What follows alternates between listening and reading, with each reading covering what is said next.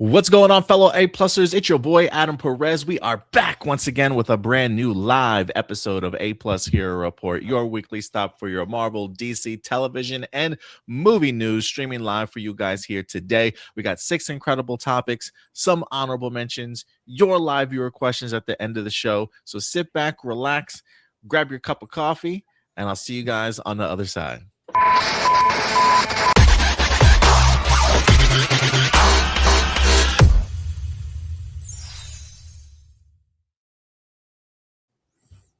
Welcome to A-Plus Hero Report, friends and family. It is fantastic to see everybody here once again for a new episode of A-Plus Hero Report, kicking off at noon Central Time today, per the request of Stuart, and no more football this season. But come the football season later on this year, we'll definitely go ahead and revert back to 11 a.m. But it is good to see everybody. Good to see you, Stuart. How you doing, brother? Dude, that is a complicated question because as of now, I feel good. I'm totally fine. But like anytime I think about the news, anytime I think about what's going on, I get driven completely insane. That's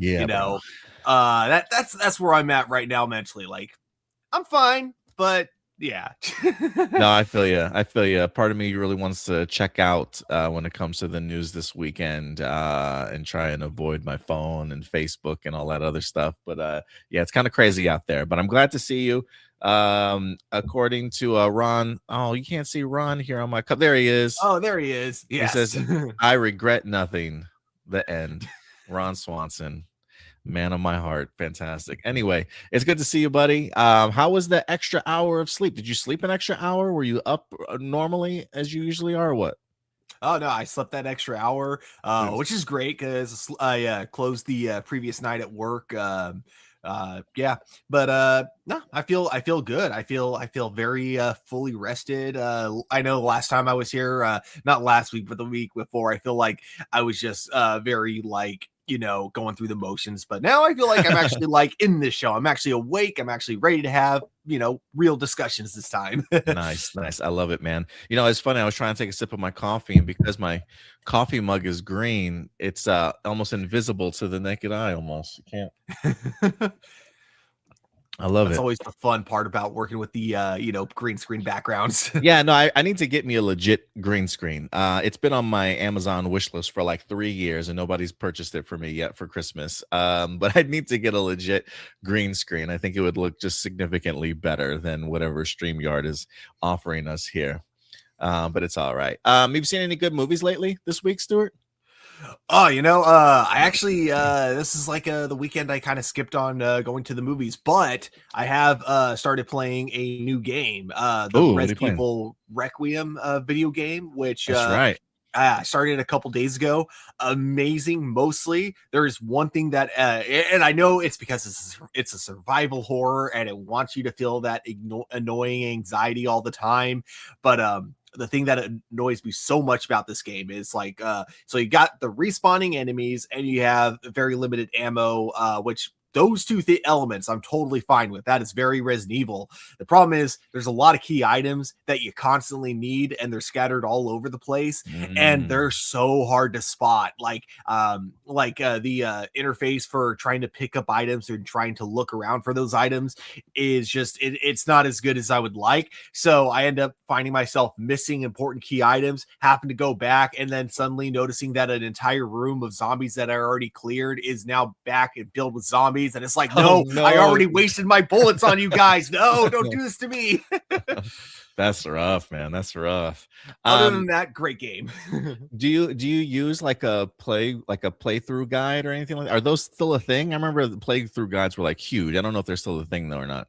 I don't know actually if they have like the traditional kind. I only once had to look something up and it was because of that exact reason. There was a specific file that I was like missing and I was like trying to search everywhere I thought I hadn't been and I just couldn't find it. So eventually I'm just like, okay, screw it. I'm Googling this. So I had to look up how to open cause there's one of the weirdest puzzles in the game. Okay. So you have this body that's like strapped down and its organs are all missing and you need to get its pass card from its wrist, which is strapped to something that looks like you could easily unstrap and take it from its wrist. But no, the game wants to make it a puzzle where you have to get two different sets of organs, lungs and a heart, and you have to put it into the empty Body. corpse in order for it to like reanimate itself, and then you kill it, and then you take its wrist bracelet that you need as a key item. It's like, or you could have just slipped it off. Like, wow, the amount of steps you went for like such a simple thing.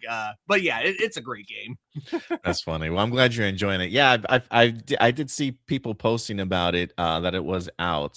So that's cool. I'm glad you're getting a chance to play it. I heard this article that popped up on my phone the other day that Xbox is thinking about, I guess, not doing consoles anymore. That they've been having a really big drop in sales when it comes to their hardware, and so they're becoming a little bit more AI driven, and that they're contemplating the idea of maybe not doing consoles any longer for their Xbox, which is kind of crazy if that is true. Again, it was just a report that I saw pop up on my phone earlier.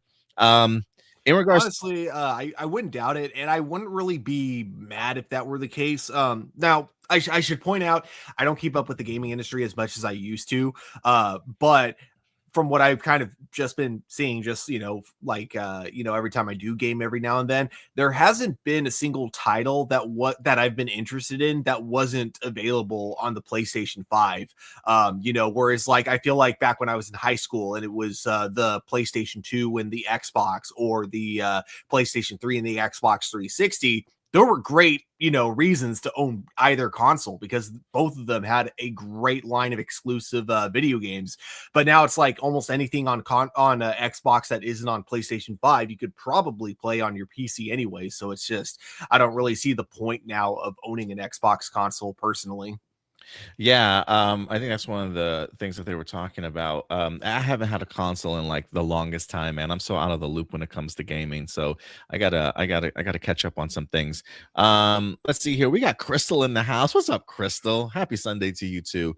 Hopefully, I guess it's what, 10 o'clock over there in the morning. Man, you guys are early birds. I would definitely be sleeping still if I had my way. I was just barely getting up to get ready for my show.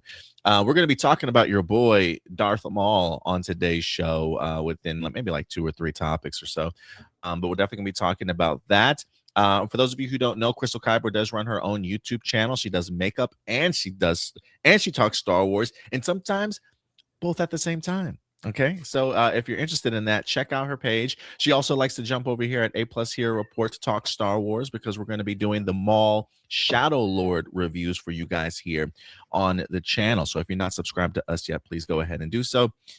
We got Peg C in the house. What's going on, Peg C? Good to see you as always. And of course, Ricky Perez certainly joining us here today. We'll get into some of your guys' live chat comments in just a minute. I did have the opportunity to check out the Glenn Powell movie this week, How to Make a Killing. I dropped my report card and review for it over on our TikTok page, as you can see over here at Hero Report. Graded it a C+. Definitely needs improvement, but it was a decent, fun film. I had my enjoyable moments of it. And then I think Scream 7 also dropped this week also. I have not seen the reviews for it, but people that have been fans of Scream are excited to go out and check it out. But last I did see from the critics score, at least for Rotten Tomatoes, not so good. Not so good. But, so there's definitely a lot of controversy with this movie for a couple of reasons. I think one of them, of course, being the fact that you had the main 2 actresses from the previous 2 installments gone, because one of them decided to speak out and say, hey, genocide is wrong, and that was considered anti-Semitic, and so she got fired. And what's even more insulting is that they offered her the role back. All she had to do was apologize, and she, of course, was like, no, I'm not going to apologize for saying genocide is wrong. So and then Jenna Ortega was like, yeah, no, if she's gone, I'm gone too. So the story that they had kind of like set up from the previous 2 films, just, they couldn't even finish it, which I still think, like, my theory is that it was going to be their mom in the next movie, because they kind of, they imply that she was not a good person. So I feel like if she wasn't the killer, she probably would have been like a red herring. But yeah, so then they kind of do this Scream 7, which is controversy for a couple of reasons involving AI. Oh, and for promoting gambling too, because now there is a feature on an app where you can gamble about who you think the killer is actually going to be. So promoting So who, gambling. yeah, Huh? so who gets that money then? Uh, Do they make a kickback? Does the studio make a kickback for that? Oh yeah, I'm pretty sure the studio does. Oh, Like, okay. yeah, from Okay. like the fine print or something. Yeah. And then there's like an AI thing where it's like you can feature yourself in the film. I'm not sure how that works exactly. Uh if it's like, you can rewatch a scene but like see yourself in it or something.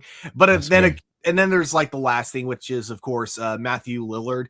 I haven't seen the movie, so I don't know if it's like they actually used AI to bring his face into the movie, or if they had the actor in the movie and then they just said it was AI, like Well, in yeah, I mean, character. But they like, said it was he was cast in it, so so I hope so. Yeah, then I would hope like if they already have him, they wouldn't use AI to recreate his face. That I would mean, just be that really would be weird. yeah, that would be crazy to make a casting announcement that somebody's going to be back and and they're not really in it. It's just an AI. That'd be crazy if if that stuff like that start happening. Yeah, Um, but but yeah, I have no intentions really of checking out Scream 7. I'm so off of the franchise right now. I don't remember the last one I watched, like 3 or 4 or something like that.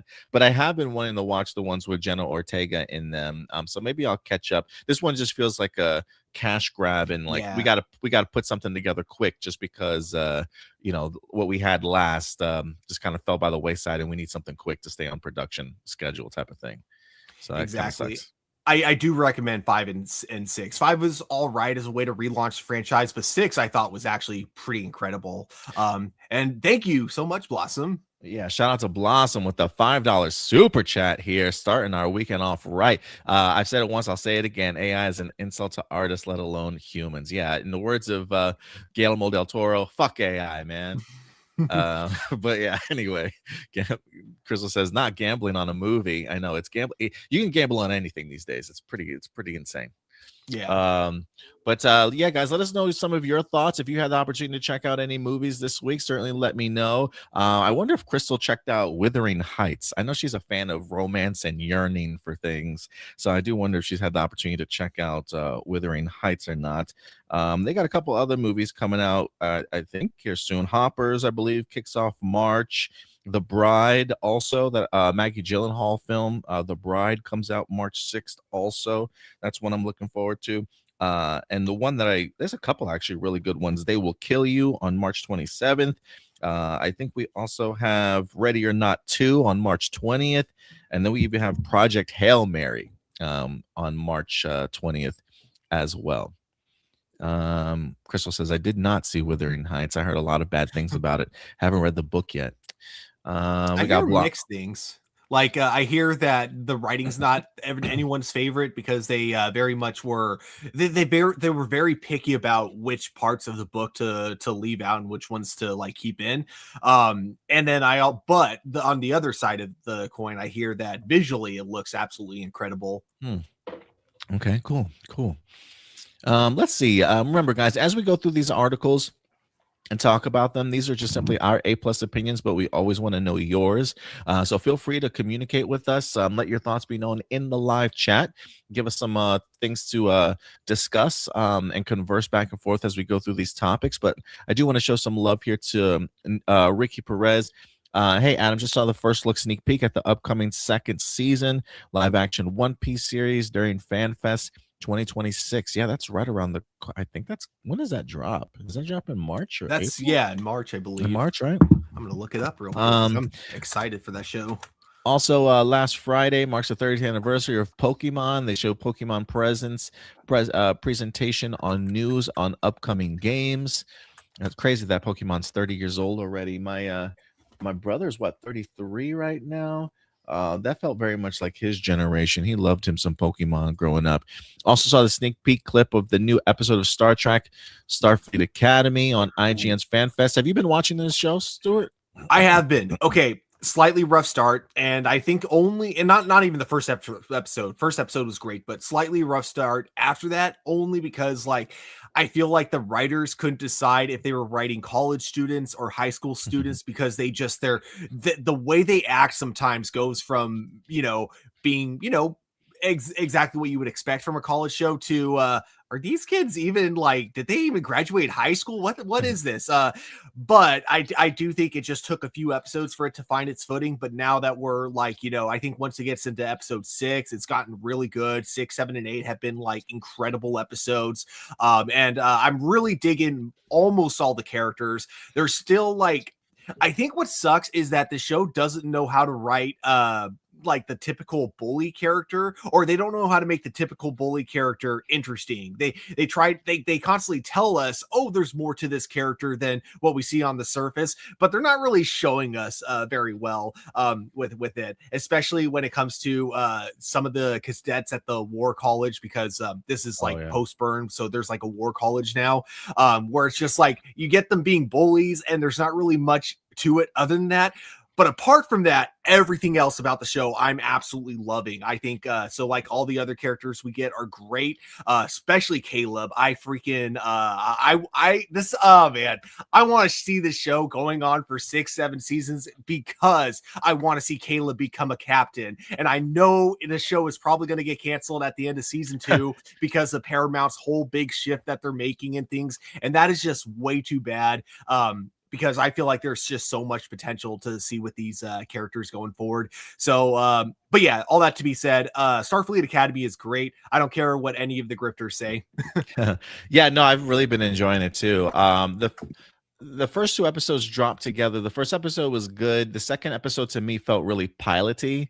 I didn't really care for the second season or the second episode. So I kind of went into episodes 3 with a little trepidation, but for me, I feel like each episode just continues to get better, honestly, ever since then. I've been a really big fan of the show. I haven't really kept up with the Star Trek show on a weekly basis, but the fact that I keep coming back to this one every week, I think says something in regards to the writing quality, the characters. If there's any aspect of the show that I'm really not the biggest fan of, it's probably the one of the female leads, and what's her name? Caleb's girlfriend that just hurt herself. Just came back. Tarima. Yeah. I don't care for her. Like, I just don't care. Like, from an acting perspective, character perspective, I don't care about her so much. But everybody else, I'm actually become a really big fan of. Sam is incredible. I am kind of curious to see where they go from here. But yeah, just each episode just honestly continues to surprise me in its own way and get better and better. So I am a big fan. Okay, so the 2 of us should get Will to join us when the show ends to do like a season review. Yeah, maybe we'll do that. If you haven't checked out Will's stuff, Will Polk over on Scene and Nerd, he does his Star Trek Blurred Talk. He does it every week at the end of Star Trek Starfleet Academy and runs down the episodes. So go ahead and check out the show. Check out his show whenever you can. But yeah, maybe we'll do like a season review in general of Starfleet Academy when he comes on board. You guys are a little bit more knowledgeable about Star Wars, and I could be the perspective of outsider kind of looking in. But yeah, let me know your guys' thoughts in that. But yeah, I think that will do it for some of the live viewer questions, or not live viewer questions, but some of the comments. And feel free to keep them coming in, guys, as we go through this today's episode. But with that out of the way, let's go ahead and kick off the show with our first segment of the day.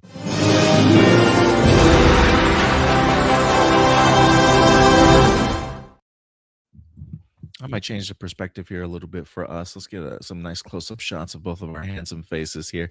We'll see how the honorable mentions works. I'm always messing around with the camera angles here because, not only do we go live landscape wise, but we also go live, was it portrait wise, I believe, too, just for preference. If you're watching on your phone or if you're watching on your TV, you can kind of pick and choose. But I want to see how this angle works today for some honorable mentions. If this is your first time joining the show, honorable mentions, just topics that didn't quite necessarily make our top 6 today, but things that we felt you certainly still deserve to know about. Stuart, I don't know if you have an honorable mention. I have a couple, but if you've got one, let me know. Nope, not today. Not today? All right. We got some brand new character posters from the Stranger Things Tales from 85, the new animated series set to go ahead and drop April 23rd over on Netflix for you guys. I love these. Look, the artwork for this series looks incredible. I really do love these posters, whether it's just a color scheme or just the animation style in general. I'm a really big fan of it. I don't know any other animation that this really kind of reminds me of that I've watched before.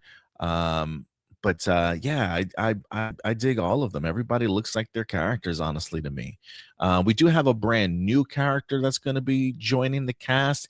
I can't remember this character's name off the top of my head, but one of the girls who was in one of the actresses that was in Marty Supreme.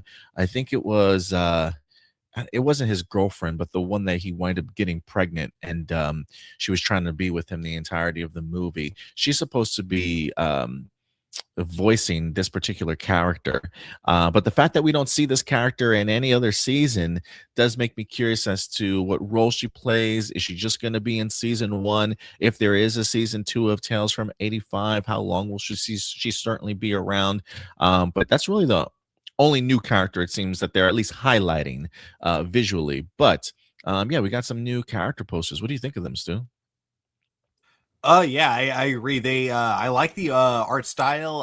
They kind of, it's weird. They kind of remind me of holiday greeting cards, honestly. Oh Um, yeah. but I do think that, yeah, they all match the individual characters perfectly. But looking at the trailer, the animation itself, though, kind of reminds me of the Telltale video games, like the Walking Dead video games or the Game of Thrones Oh, one. uh-huh, uh-huh. Nice. I could see that. I could see that. But yeah, let us know what you guys think about that. We also got the Matrix 5 is in the news, believe it or not.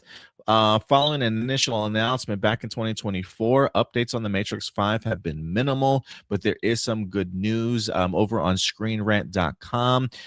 They had the opportunity to sit down with Drew Goddard, who confirmed that the fifth installment is still in the works.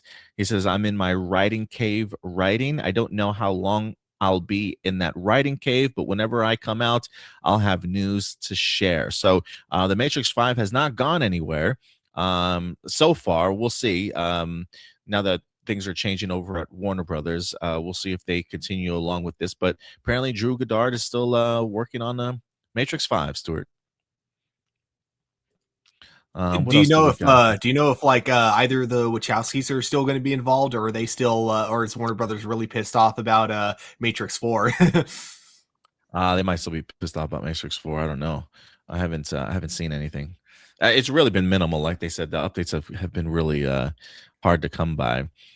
We also wound up getting a new look, actually, our first look at the God of War television series. It's going to be show run by Ronald D. Moore. I believe this. I'm pretty sure I saw this yesterday, Stuart. I'm going to confirm this real quick. But I believe this is an official look. But yeah, God of War just dropped this on, yeah, God of War first look. Even Variety and stuff are reporting it. But this is in fact Ryan Hurst as Kratos. And then they also got the young actor Caleb Vinson as the young son Atreus in here as well. But this is our first look at the God of War television series. I've been seeing some people kind of crap on it a little bit. Some people excited for it. You know, I will say when I saw this, I was kind of taken aback a little bit. I think for me, it's just to me it just feels like this is definitely a set piece, right? Like it doesn't feel like it's being filmed, like to me it doesn't feel like it's being filmed on location, but maybe I'm wrong. You know, the lighting seems a little bit off. It doesn't feel like it's got that cinematic sort of a grading to it just yet, you know what I mean? This almost feels like this was just a picture that was almost like just like a traditional promo shot, without you know, any movement, without any grading or cinematic feature to it. So I can see how it kind of looks off to some people, but it does make me kind of curious as to what the final result of the show is certainly going to be. Some people said it felt a little fan filmy to them, But one of the things that we've said before in the past is we can't necessarily judge an entire show based off of just one image or a first look. It's usually not shown in the context that it's meant to be shown in. So yeah, maybe the lighting seems a little bit off, not as natural, but I can see where people would complain a little bit, because when I look at this feels kind of like Hercules and Xena, warrior princess type of quality of show, right? But like just visually, at least from the first look picture, it looks like that way to me, just because it feels like I'm on a set instead of in a natural location. So it does kind of throw me off a little bit. But I am kind of curious as to what you think about this, Stuart, just from first impressions.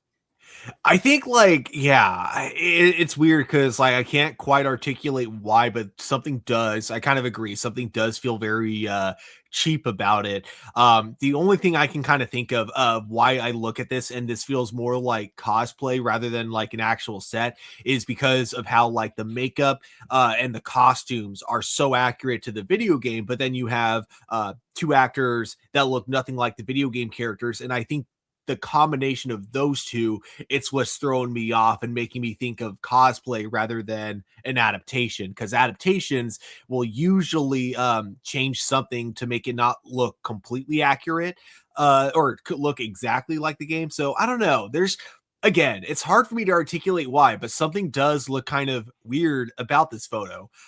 It's definitely not going to change my thoughts on, the show when it comes out. I still am looking forward to it, but yeah, I get where people are coming from with this one. Yeah, I could definitely see it too. I still have big hopes for this show though, regardless. And like we always say, right? Like the first look of something doesn't necessarily determine the quality of the show. I certainly still trust Ronald D. Moore in regards to what he's putting together, but there is something off about this image, and I just don't know if it's because of the context in which the picture was taken or whatever the case may be. It doesn't feel like this is them shooting on location. I don't know. It just feels like a promo still shot to me, so it kind of throws things off a little bit. But let me know your guys' thoughts in the comment section box below. What's the next story I want to dive into? I'm going to make the Mortal Kombat thing last. And we do have an update in regards to the upcoming X-Files from Ryan Coogler. That's right. Apparently, according to Deadline.com, Hulu has picked up a pilot order for the X-Files reboot. Ryan Coogler's long gestating the X-Files reboot has received a pilot green light at Hulu. He is writing and directing the pilot for the new X-Files. It says that in it, two highly decorated but vastly different FBI agents, one played by Danielle Deadweiler from The Piano Lesson, form an unlikely bond when they are assigned to a long-shuttered division devoted to cases involving unexplained phenomena. X-Files creator Chris Carter will executive produce this as well. It says the pilot order caps a 3-year journey for the project, which falls under Black Panther director Ryan Coogler's 5-year exclusive television deal with Disney. So they're getting themselves a pilot order. So they'll go ahead. It does say in here, like, I feel like we're not used to pilot orders in the world of streaming these days. That feels very like old school syndicated television. But apparently the article does go on to say that when it comes to streaming, that they are trying to do things a little bit differently. I think they're trying to get back to the television model of things. You order a pilot, you see how it's done, and then if you like what you see, then you order an entire series. Sometimes we're used to seeing like entire series has been ordered or series ordered or greenlit type of thing. But some streaming services, I think, are getting back to, let's see what the pilot looks like. If we like what we see, then we'll kind of move forward. So that's the stage that Ryan Coogler's X-Files is in, and I'm just happy that it's here, because Ryan Coogler has done no wrong for me yet, and I'm really fascinated to see just what his vision of something like the X-Files is going to look like. Yeah, I didn't watch too much X-Files back in the day, but I do think that, yeah, bring it back. I feel like this is a show that will resonate with audiences no matter what time. So I feel like, yeah, this is a perfect show for rebooting. Yeah, and especially now that the government has declassified certain things or come out and talked about the idea. Oh yeah, aliens are real and whatever the case may be. I am kind of curious how Ryan tackles that in this show now that they're a little bit more open to talking about things. But yeah, we'll see how that turns out. And then last but not least, guys, we did have a brand new Mortal Kombat 2 not only poster but a brand new trailer that wind up dropping here this week. This movie is to go ahead and drop May 8th. It was originally slated for I think October of 2025 or November of 2025, but I think the studio it was pretty excited in regards to what they had on their hands, saw the level of excitement for the trailer that they had dropped, and they're like, you know what, this might be a summer blockbuster, y'all. So they wind up moving this to May 8th for Mortal Kombat 2, and a brand new trailer did drop here this week. If you did not have the opportunity to check out the trailer, don't worry. Let me see if I can pull this up here. I don't know if you've got it, Stuart, but do I have it? I think I got it. Let me see. I got it, but I don't think it'll let me share. Oh, that's right. That's right. I don't. Yeah, you're right. I don't think it will either. But hold on one moment. Let me go ahead and share this with you guys. Let's see how this has us looking when I share it. Okay, there we go. I might explode this up just a little bit, so I might cut off a little bit of it. I don't want to get copywritten too badly. But let's play this bad boy.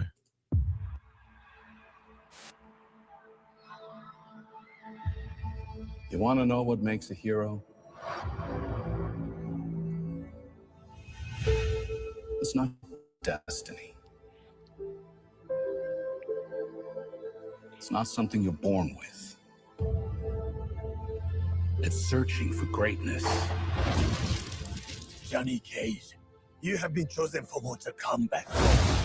Then realizing you've had it in you this entire time. Real quick, I do want to say, just from kicking off the trailer, visually, it looks fantastic. Like visually, like the scope of this movie just looks so much bigger than what we wind up getting for the first Mortal Kombat movie. It's almost like the studio's like, here's a bigger budget. Let's really like aim for the skies on this one.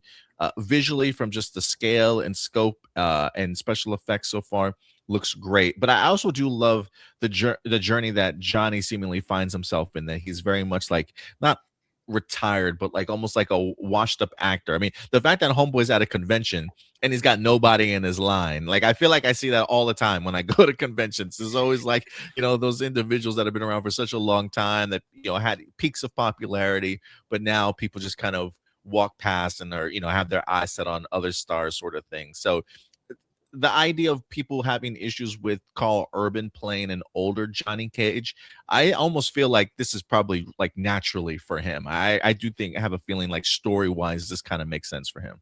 Mm-hmm. Let's see here. What else we got?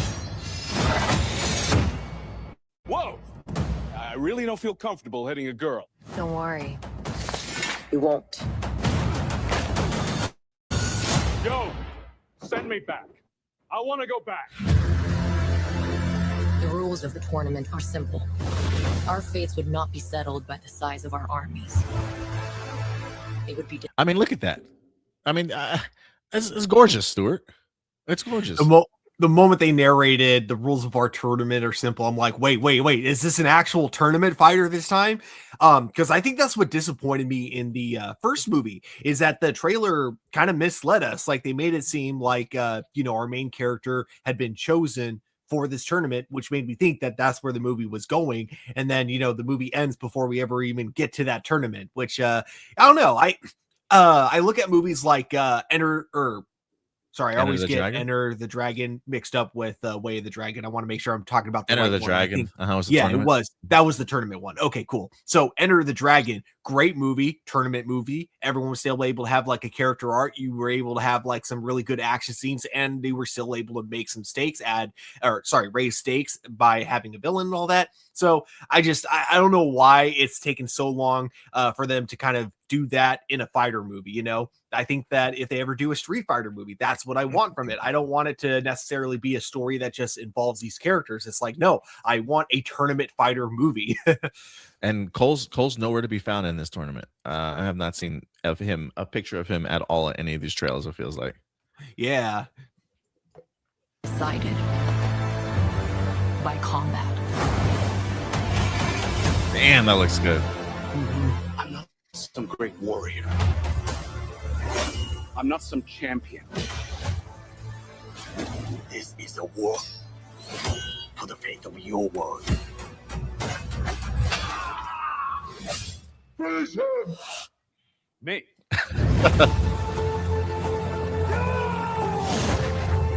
Earth belongs to me. We do not kneel! Our only chance is to face this together. Let's go, baby. Dang. You, Johnny Cage, are a part of this now.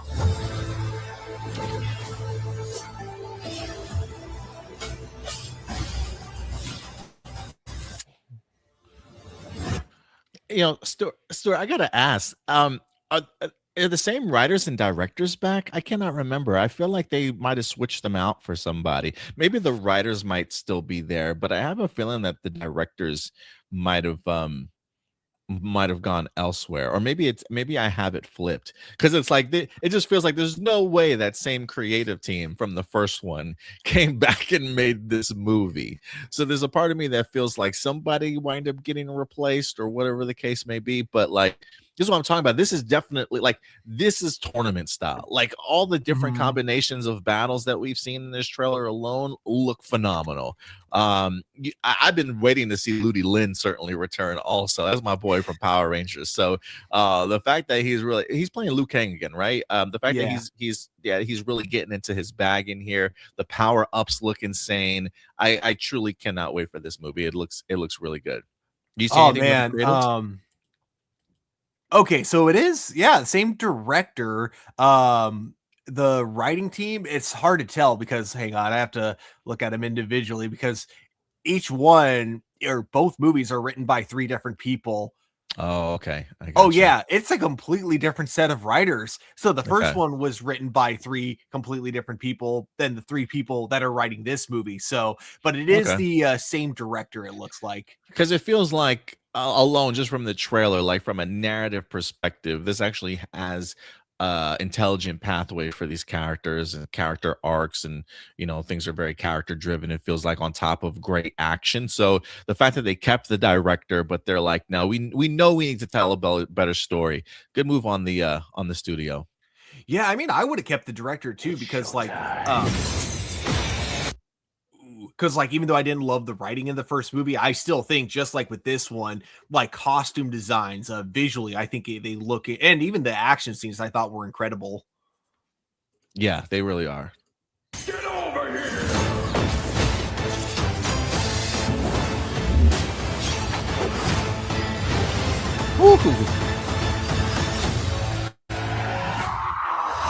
Johnny will definitely die.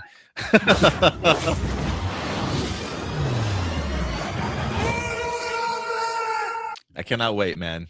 I cannot wait. The more and more I see of this movie, the more excited I am. And I'm not somebody that really cared for the first one, but they have convinced me that they do have a summer blockbuster on their hands. I feel like this movie is about to make a ton of freaking money at the box office. I'm just being real. It looks good to me. You know what this reminds me of is, I mean, I guess it's only the director and main star in this case, but I still get the vibe of G.I. Joe Retaliation, where the studio was so unhappy with the first movie that they just like killed everyone off in the sequel and just replaced them with brand new characters, and then including a completely different writing team, new director, completely changed the tone by making it like a more of a gritty kind of action film, giving it a full-on R rating. In fact, if I'm not mistaken, I think it was rated R. But yeah, completely like, it does not feel like a sequel to the first G.I. Joe movie. And that's kind of the vibe I get with this Mortal Kombat movie, is that even though it visually looks similar to the first one, story-wise, it almost feels like this is the first of like a franchise. It feels like they're just completely ignoring the first one, in the similar way they did with G.I. Joe Retaliation. It feels like it, because I don't see Cole in this movie at all from the first one, and I thought he was supposed to be like their big new main character that they wanted to establish in the first part, and he's got a character poster, but I don't see him anywhere in this movie. Yeah. In fact, like, I thought the whole point was that he was I thought he was Oh, go ahead. Oh, I was just saying, I thought he was supposed to be the new Scorpion, but then I saw at some point in the trailer, Scorpion's mask comes off, and it's the guy that played Scorpion in the first movie. So yeah, no, clearly he's not the new Scorpion like they kind of set up. I think Cole's going to be the first one to die in this tournament. I think going to off my man immediately. If they do that, then yeah, what I say stands. This is G.I. Joe Retaliation for sure. I love it. But let us know your thoughts, guys, in regards to some of this. Real quick, we got Marcelino in the house. It was announced that Ronda Rousey and Gina Carano will fight. They're both egotistical narcissists, so they both deserve each other. Yeah, I'm actually kind of looking forward to that fight. I'm not gonna lie. Marcelino says, "Why does God of War image look like AI? It looks terrible." I think Ryan Hurst did come out and have a comment in regards to it. I can't remember what he said. I was trying to find his quote, but I think he was saying something like, "Not everything is as it seems," or something like that. I can't quite remember his exact quote in regards to it, but I will be curious to see how this turns around. We got Night of OA in the house. What's up? Talking about the Tales from 85. I love the art style of the posters and the animation. Yeah, you and me both, Night. I'm a big fan of what I'm seeing so far from Tales from 85. But with that out of the way, that will do it for our honorable mentions, and it is time to officially kick off our show with our main topics. You ready to get into these main topics with me, Stuart? Always. I think I need to invest in like a new, like another intro for main topics, to break it up between honorable mentions and live viewer questions. I think I need an animation for main topics. Maybe I'll get to work on that. It's got to be something epic. Let everyone know this is the main part of the show. The main part of the show. We got 6 incredible topics for you guys today. We're going to get into some Spider-Verse talk. Not necessarily just the animation side of things, but more or less on the Sony picture side, live action stuff. We got some Darth Maul discussions as Sam Witwer is doing a little bit of a press tour talking about the series itself and the growth of Darth Maul. We got some Resident Evil news. Zach Cregger is certainly back in the news, and some big developments in regards to this damn Warner Brothers bidding war. We've always told you we're going to keep you guys up to date, and we got a new update and a couple other topics to explore as well. But let's go ahead and get into our main topic today, Stuart. Sony Pictures. What does the future hold for the Spider-Man universe? To get you guys caught up if you missed it, after the flop that was Kraven the Hunter, Sony Pictures came out and said that they were putting a pause on a lot of their live action movies, that they really wanted to focus and turn their attention to what they did have in the works. That would include Beyond the Spider-Verse, the animation stuff, along with their team up of Marvel Pictures with Marvel Studios to go ahead and drop Spider-Man Brand New Day. So that's where their focus has truly been. But this week, we wind up getting a quote from the Sony CEO, Tom Rothman, I believe, that finally gave us a brief glimpse as to potentially where the Spider-Man universe could potentially be going. It's certainly one that I think surprised myself, but certainly worth checking out. So let's go ahead and dive into this article. This one actually came to us from, I believe this is Comic Book Resources. Yes. Here, let's pull this up here. This might surprise some of you. I don't know. Maybe this is good news. Maybe this is bad news for some of you guys out there. But according to Comic Book Resources, Spider-Man movies set for a fresh reboot, confirms the Sony CEO. Let's see what the article says here. It says it's no secret that Sony's previous attempt to create a cinematic universe focused on a secondary Spider-Man characters fell flat, delivering some box office bombs after another. They do mention the likes of Kraven the Hunter in here. They also, let me see, goodness, my things are acting up, being a little bit slow. Kraven the Hunter. We also had Madam Web as well. I don't remember how Venom: The Last Dance did at the box office. I don't think it made as much as the previous Venoms, but maybe I'm wrong. They also go on to highlight Morbius as well. But speaking with the podcast, The Town with Matthew Baloney, Tom Rothman, the CEO, confirmed that yes, there are plans to return to the live-action Spider-Verse. And yes, when the studio does, it will be, as Baloney phrased it, a fresh reboot. Now, he did not expand on Sony's plans for its Spider-Man film franchise. The biggest question is whether this fresh reboot will include a fresh Spider-Man. Tom Holland is returning as Spider-Man in Brand New Day, and Rothman has expressed great confidence in the film. Never bet against Kevin Feige. Knows what he's doing. So there you go. We got from the Sony CEO himself stating that when we do return to live-action Spider-Man films, this will in fact be a fresh reboot. So Stuart, I gotta ask you, man. I've talked a little bit about this already on my TikTok page. I did a quick little thought piece in regards to it. I was gonna go ahead and post something on YouTube earlier this week, but my week just got a little bit away from me. But I am curious. You hear this from you hear this from Tom Rothman. What are your thoughts? What does a fresh reboot to you sort of look like? Well, to me, a fresh reboot is like completely starting over from the ground up, including like new cast and yeah, completely new universe. So that's what I think he means, is that like whether or not this means they're going to be no longer working with Marvel Studios, I don't know, because I could see, I mean, they do kind of have like multiple, or for a while they had multiple Spider-Man projects going on all at once, you know, with their Spider-Verse movies with Tom Holland, and then of course with the villain origin movies for Spider-Man. So I could kind of see them doing something similar, just like instead of it being like, you know, several different spanning projects, it would probably, after they're done with the Spider-Verse movies, it would probably just be down to a couple. So I could see Sony having their, you know, new Spider-Man reboot franchise, but also still working with Marvel to have Tom Holland doing his own thing within the MCU, if they're still interested in working with Marvel when that happens. But yeah, that's what it sounds like he means by it.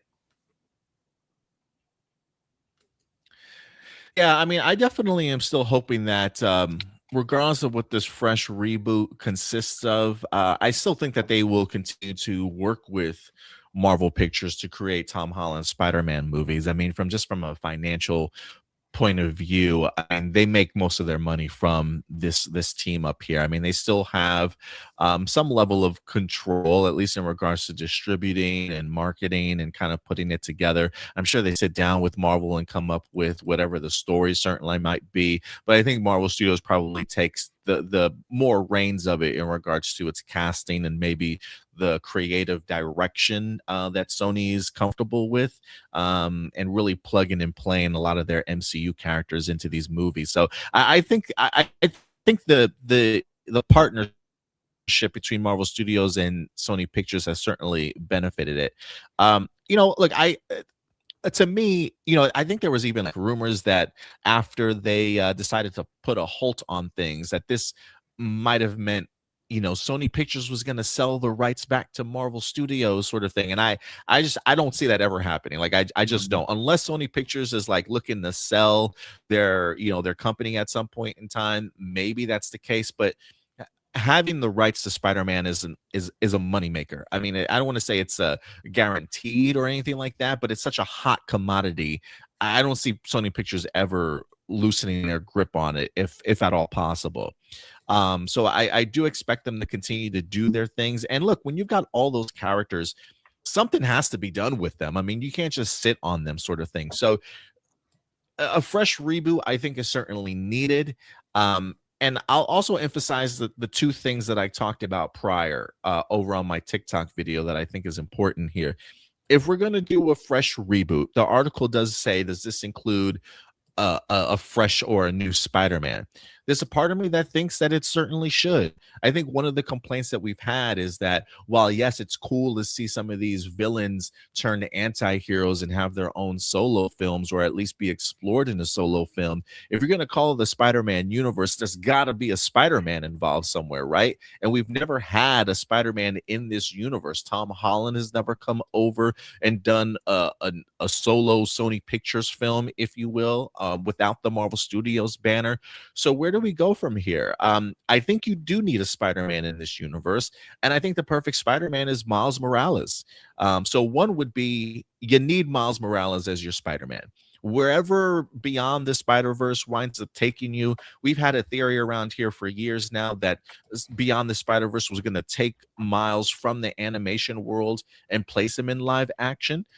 If that tends to be the case, that's cool. Even if it's not, I think you start your live action Miles Morales movies. I mean, he's become a household name. He's no, when people think of Spider-Man, they no longer just think of Peter Parker. Miles Morales is in that conversation easily. And so he should have his own live action movie. Whether it's a live action solo movie, we'll see. Whether it's another villain type of movie, but Miles Morales is going to be as a cameo in there, that's fine. But I think the first important thing in a fresh reboot is get a Spider-Man in this universe, and I think it deserves to be Miles Morales. Now, I don't know what the rights are in regards to, is Miles Morales, like, are they going to allow Marvel Studios to use him in the MCU movies, or does Miles Morales stay solely on the Sony Pictures side? I wouldn't mind a little bit both. Like, for me, like, my dream scenario would be Miles Morales popping up in like Secret Wars or something like that, and then being thrust into his own universe in his first sort of live action film on the Sony Picture side of things. But I think there's a lot that you can certainly do with the character. But the first thing that you need to do, you need to get a Spider-Man in this universe. And my shot is for Miles Morales. And then secondly, you need new creative vision for this fresh reboot, right? Like, whatever Amy Pascal and Avi Arad has kind of done on that side clearly has not been working. And so if you're going to do a fresh reboot, don't get the same people to make the same mistakes that they've done, because they clearly have not. Like, you've had opportunities with like 3 or 4 solo films and you haven't learned from like any of them. So my second thing would be bring in creative, love and know this character. And if Stuart, if I can have a suggestion, I would love none other, and you don't know where this is going, Lord and Miller. Lord and Miller, baby. Okay. They've proven themselves on the animation front to make stellar movies for you. They're about to prove themselves to make a stellar Spider Noir live action series. And granted, while they're not writing or directing it, they're executive producers on it. So they've been involved with the casting, the creative choices. I expect Spider Noir to certainly impress. So if they can impress on the live action Spider-Man front and series wise, I think they're also going to impress highly in regards to this Project Hail Mary movie that's about to drop in March. That's already being called a masterpiece by some people. Like, give Lord and Miller complete control of the Spider-Man universe. They've shown that they're more than capable of doing that with Miles Morales. And if Miles Morales does end up being your live action Spider-Man, the two people that I want helming his future in regards to live action, Lord and Miller, whether they be part of the writing team, whether you bring them on to direct these movies, I don't care what it is, but they need to be more involved on the film side of things than just animation and television. So those would be my two suggestions for a fresh reboot: Miles Morales and Lord and Miller need to be involved in this. And then I think if they could do those two things, Stuart, even if it's not Lord and Miller, but bringing in some competent people that understand the characters and love these characters and can make them really flourish, then I do think there's a potential here, because these movies should not be bombing at the box office. These movies should be fantastically great, especially with the rogues gallery and the characters that Spider-Man has. But those are just some of my thoughts on that, Stuart. Yeah, I 100% agree. I think that like Lord and Miller, if they don't want to direct or write any more Spider-Man movies, totally fine. I think that they would be great as like kind of in a Kevin Feige or James Gunn type of role, where it's like you just have them overseeing the movies, being the ones to hire, being the ones to kind of like decide where the direction of the franchise would go. I think that would be perfect. The one thing that'll screw this whole thing up though, and I say this because it's Spider-Man. We got to get him right, like you said. We got to get our Spider-Man right before we do anything else. I really hope they don't try to pump out multiple movies a year. It's like the reason they got to make a Spider-Man movie every 5 years is because if they don't, they lose the right. So it's like, guys, Sony, you got 5 years after you make a Spider-Man movie to decide what you want to do with your next one. Do you want to release like 7 within that 5 years? Do you want to release 7 barely breaking even, maybe if you're lucky, flops? Or would you rather release like 1 or 2 really big movies that end up breaking $1 billion? Because I can guarantee you're not going to break $1 billion if you try to pump out more than like 2 Spider-Man movies a year. So that is my suggestion to Sony. So I like you, I think that first of all, whether they choose to go with Peter Parker or Miles Morales, personally, for me, I think going with Miles Morales to start off the franchise while having Peter Parker as kind of a mentor character would be a great route to go. Especially because like one of my favorite aspects in the hero's journey is like the dying mentor. So I could totally see them using Peter Parker as kind of the dying mentor in that movie. I know it would probably come off as too similar to Spider-Man Into the Spider-Verse, but I think you could make it work with the right people behind it. But yeah, like again, yeah, I want them to just focus on making a Spider-Man movie before they start doing like all the spin-offs that they're going for. The other thing too, so I was thinking about this the other day, specifically when it came to the Baldur's Gate TV show for HBO Max that's going to be coming out soon. So like my thoughts on it were whether or not the showrunner approached HBO with this idea, or did HBO approach the showrunner with this idea? And finding out that it was HBO that approached him gets me not very excited about it. I think that's what it is, though, when it comes to the villain origin stories that I'm looking forward to from DC that are coming out compared to what we've already gotten to, or compared to what we've already gotten from Marvel, or from specifically Sony Marvel, where it's like Sony Marvel are going through their catalog of different Spider-Man villains, and they're the ones approaching different directors to see if they want to do this. Whereas I think the better route is the way they did it with the upcoming Clayface movie, and why I'm really looking forward to that, because that wasn't James Gunn going up to Mike Flanagan and asking, "Hey, Mike, could you write me a Clayface movie?" No, this was Mike Flanagan suggesting a Clayface movie to James Gunn. And I think that is kind of the key to a better movie, honestly. Whether or not there's like an actual like passion project behind it, or if it's done, specifically just as a job. Another great example is The Mandalorian, and why I think season 1 was so incredible. Disney didn't approach Jon Favreau to do The Mandalorian. Jon Favreau approached Disney with the idea of The Mandalorian, and then you get one of the best seasons of television.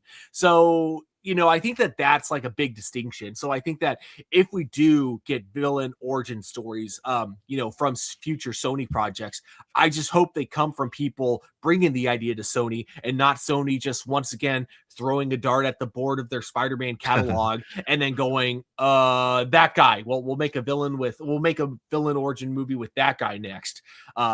So yeah, I do think that rebooting the franchise is the smart move for Sony, because they got to keep the rights to Spider-Man, and also, you know, as much as I love Tom Holland, I'm ready for something new.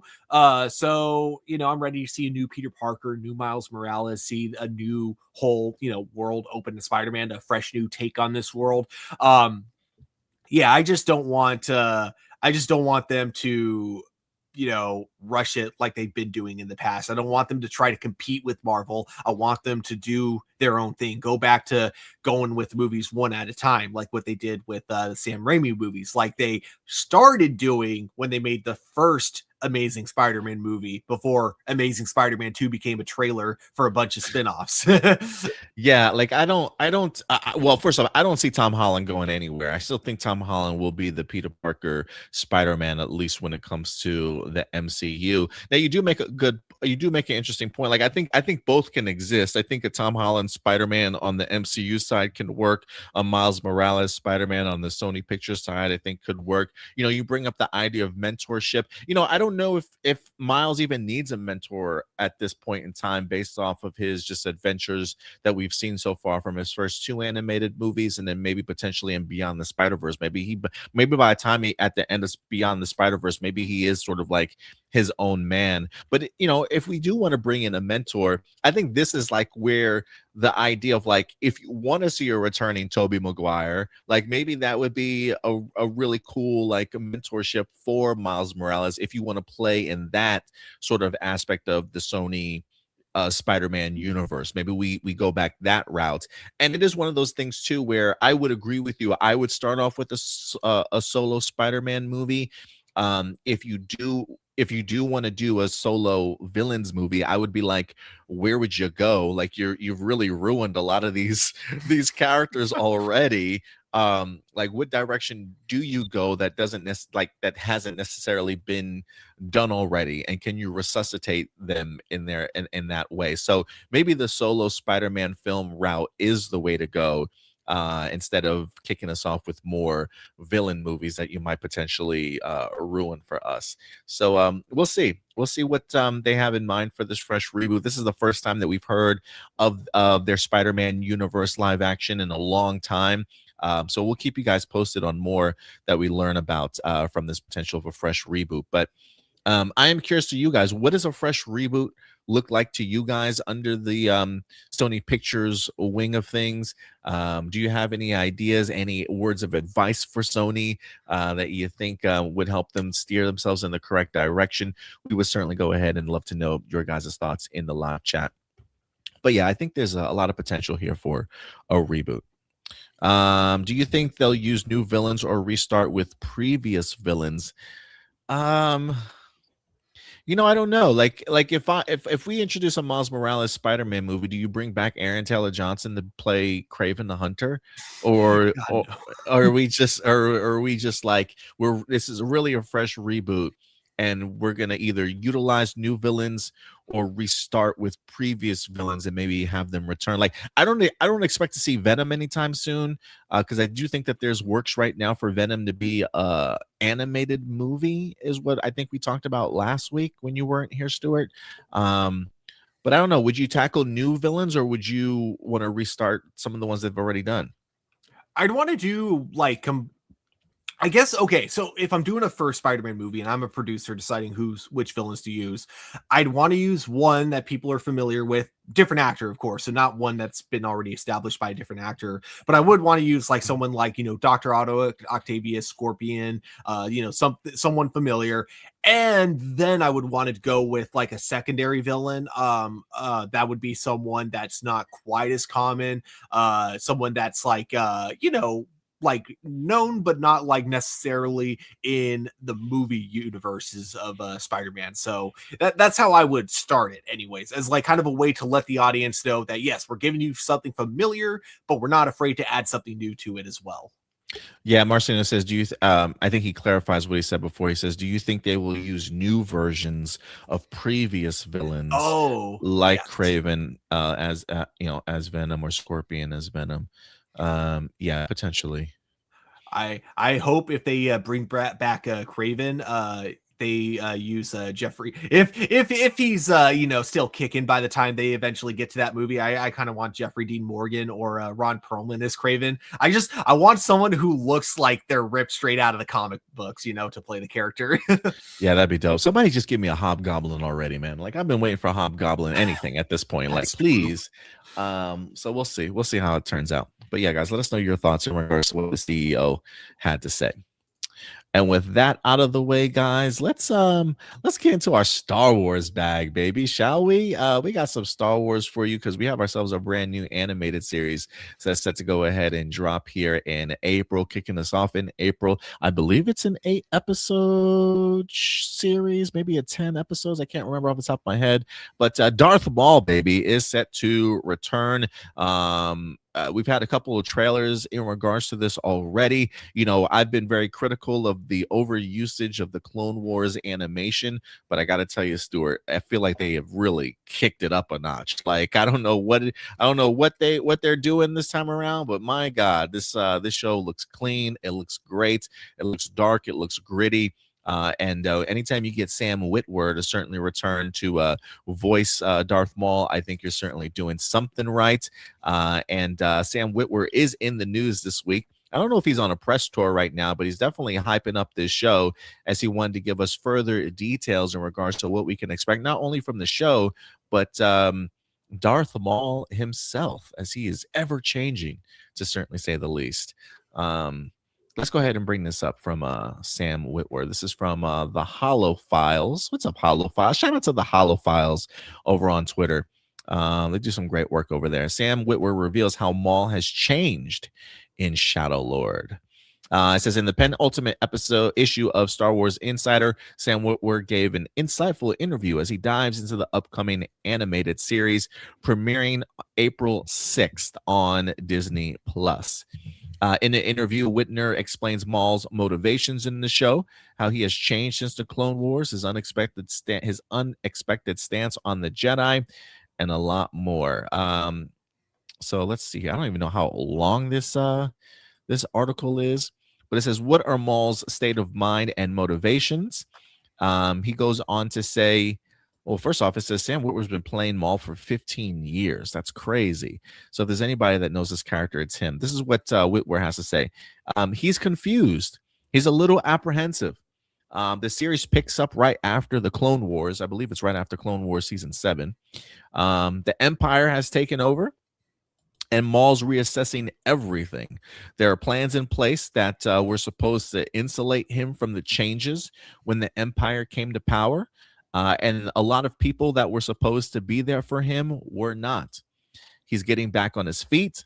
The dust is clearing, and he's looking around at the Empire, the thing he and his master have been working towards since he was apprentice, and thinking, is this what Palpatine had in mind? How do I feel about this? Oh, so that's kind of interesting, right? I mean, the idea alone of like you were working behind the shadows to help the Emperor create something that you guys clearly shared this vision for, and it's got to be trippy for him, the fact that he's no longer involved, but now you see what that vision included and really questioning if this is what you was worth fighting for all this time, type of thing, right? Like, is this how I kind of pictured it? So immediately it kind of gives you his I don't want to say his pushback, but his viewpoints in regards to how the Emperor is handling all these changes. So wait, Darth Maul is basically Marjorie Taylor Greene and Joe Rogan. You having second thoughts, like, I believed in these conspiracy theories, but this ain't going the way that I thought it was gonna go anymore. Yeah, bro. That's so crazy. Witwer did elaborate on Maul's new stance towards Palpatine. He says he's very angry at Palpatine. He understands now that the guy is the root of his suffering. In Shadow Lord, he sees it even clearer. Everywhere he looks in the Empire, he sees Palpatine's hand. If Maul's going to shake his fist at him, he has to believe he's somehow superior to Palpatine. If he's not, then he deserves everything that happened to him. So I'm very curious. So this takes place before Solo, right? I would assume so. Yes. Okay. Yes, I would assume so. I don't necessarily think he's the head. Like I think if anything, this might show how he gets into that position, maybe. But yeah, so I'm assuming this is right after Clone Wars season 7, but before Solo. Okay, cool. That makes sense. Okay, so this is like his rise to power, but it's not like, yeah. So I'm curious then if the show will like go, depending on the longevity of this series, because I really want to see how he went from being like, going back up onto the top of being like the head of the crime syndicate, and then falling back down from grace again, and then going completely insane like we see in Star Wars Rebels. They also go on. Let me go ahead and bring this back up here. Witwer also reveals that as Maul begins to reassess the empire that Palpatine has forged, he pursues ambitions of his own. In the opening episode, you see him pulling strings, trying to build a new power base. His plan is ambitious, but he struggles with whether he's the puppet master or the guy who goes and takes care of things himself. He doesn't delegate well. He's so used to being the one who handles everything personally that he often still goes to do it when maybe he shouldn't. Delegation is very difficult. He doesn't trust easily. Let me see here. Although he doesn't trust easily, Maul relies on the Mandalorian Rook cast, who's being voiced by Vanessa Marshall. Wait. Doesn't Vanessa Marshall already voice somebody? Doesn't she? Didn't she voice somebody on Rebels? Wasn't she? Damn it! I'm pretty sure Vanessa Marshall has voiced somebody right off of Rebels. I don't know why I'm blanking right now. Anyway, while you look that up. Yeah. Relies on the Mandalorian Rook cast. Okay, this is Rook cast right here in this image that they're showing. His first lieutenant. Rook cast is his first lieutenant, and the relationship is interesting because Maul actually listens to her. He's learned that people have valuable points of view that, unlike Palpatine, he needs to hear bad news sometimes. So he's figuring out what it really means to be a Shadow Lord. As his psyche evolves, he says he is still the same ruthless, dangerous figure in the show. If you cross him, you're done. So yeah. Vanessa Marshall. Oh, she was the voice of Hera. Yes. I was like, bro, I was like, I know she voiced somebody extremely popular on the show. So that's cool that they're actually bringing her back to do something else as well.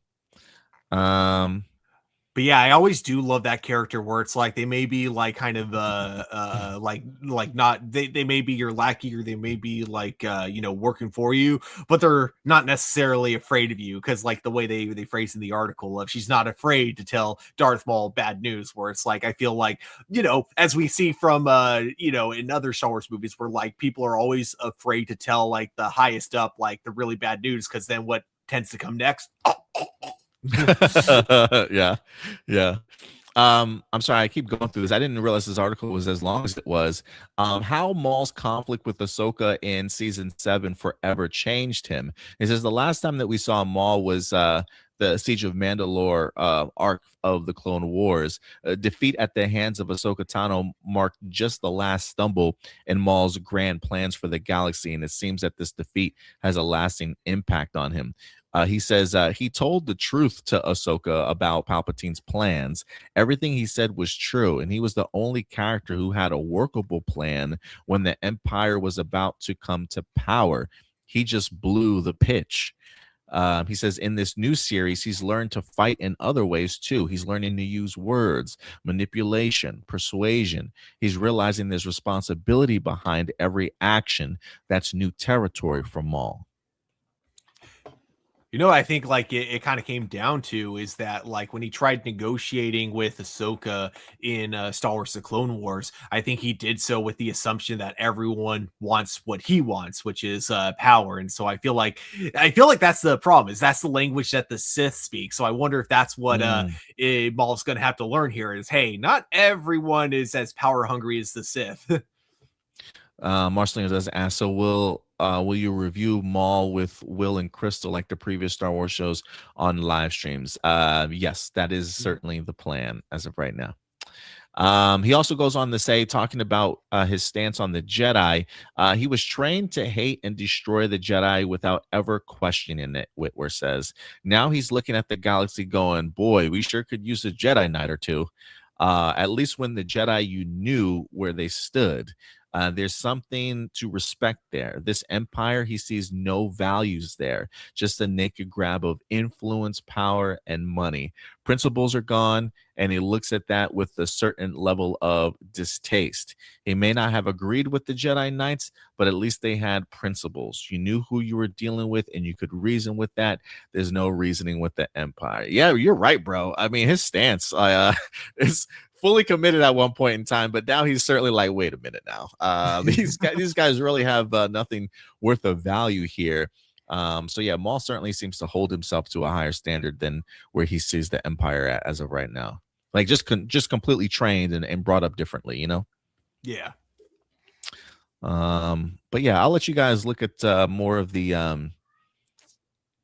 oh, there's a mandate. Dave Filoni's mandate for Maul, Shadow Lord, and Sam Witwer's unique creative control. Okay. So they've recognized that Witwer has more to offer in the new show beyond his voice acting. Yeah, Sam Witwer's been not only such a. I mean, you could probably watch a lot of videos of Sam Witwer just talking Star Wars. I mean, I do love hearing him sort of pick his brain about Star Wars in general. But considering the fact that he's voiced this character for 15 years, if there's anybody like under the wing, if you will, of Dave Filoni, that he's just absorbing Star Wars information, it's Sam Witwer. But it says in the new interview, he explained that he and other creatives developed a subplot that was originally not in the show. We built this subplot that wasn't in the scripts, and what came out is one of my favorite things we've ever done with the character. It's strange, emotional, and absolutely Star Wars. We've tried things you wouldn't imagine, like me shooting reference footage for complex emotional scenes so the animators see how my eyes and expressions worked. Interesting. Series creator gave one mandate. He says Dave Filoni gave us the mandate to do everything better. Do everything better. Acting, scripts, story, cinematography, sound. He told us to push everything further. We all wanted to make the best thing we've ever done. First off, let me just say this. The fact that Dave Filoni now is coming into creative power over at Lucasfilm, I love this direction from him. This is really ambitious of him. I think he recognizes first off, he probably recognizes the idea of like, we've used this character countless times. We've used this animation countless times.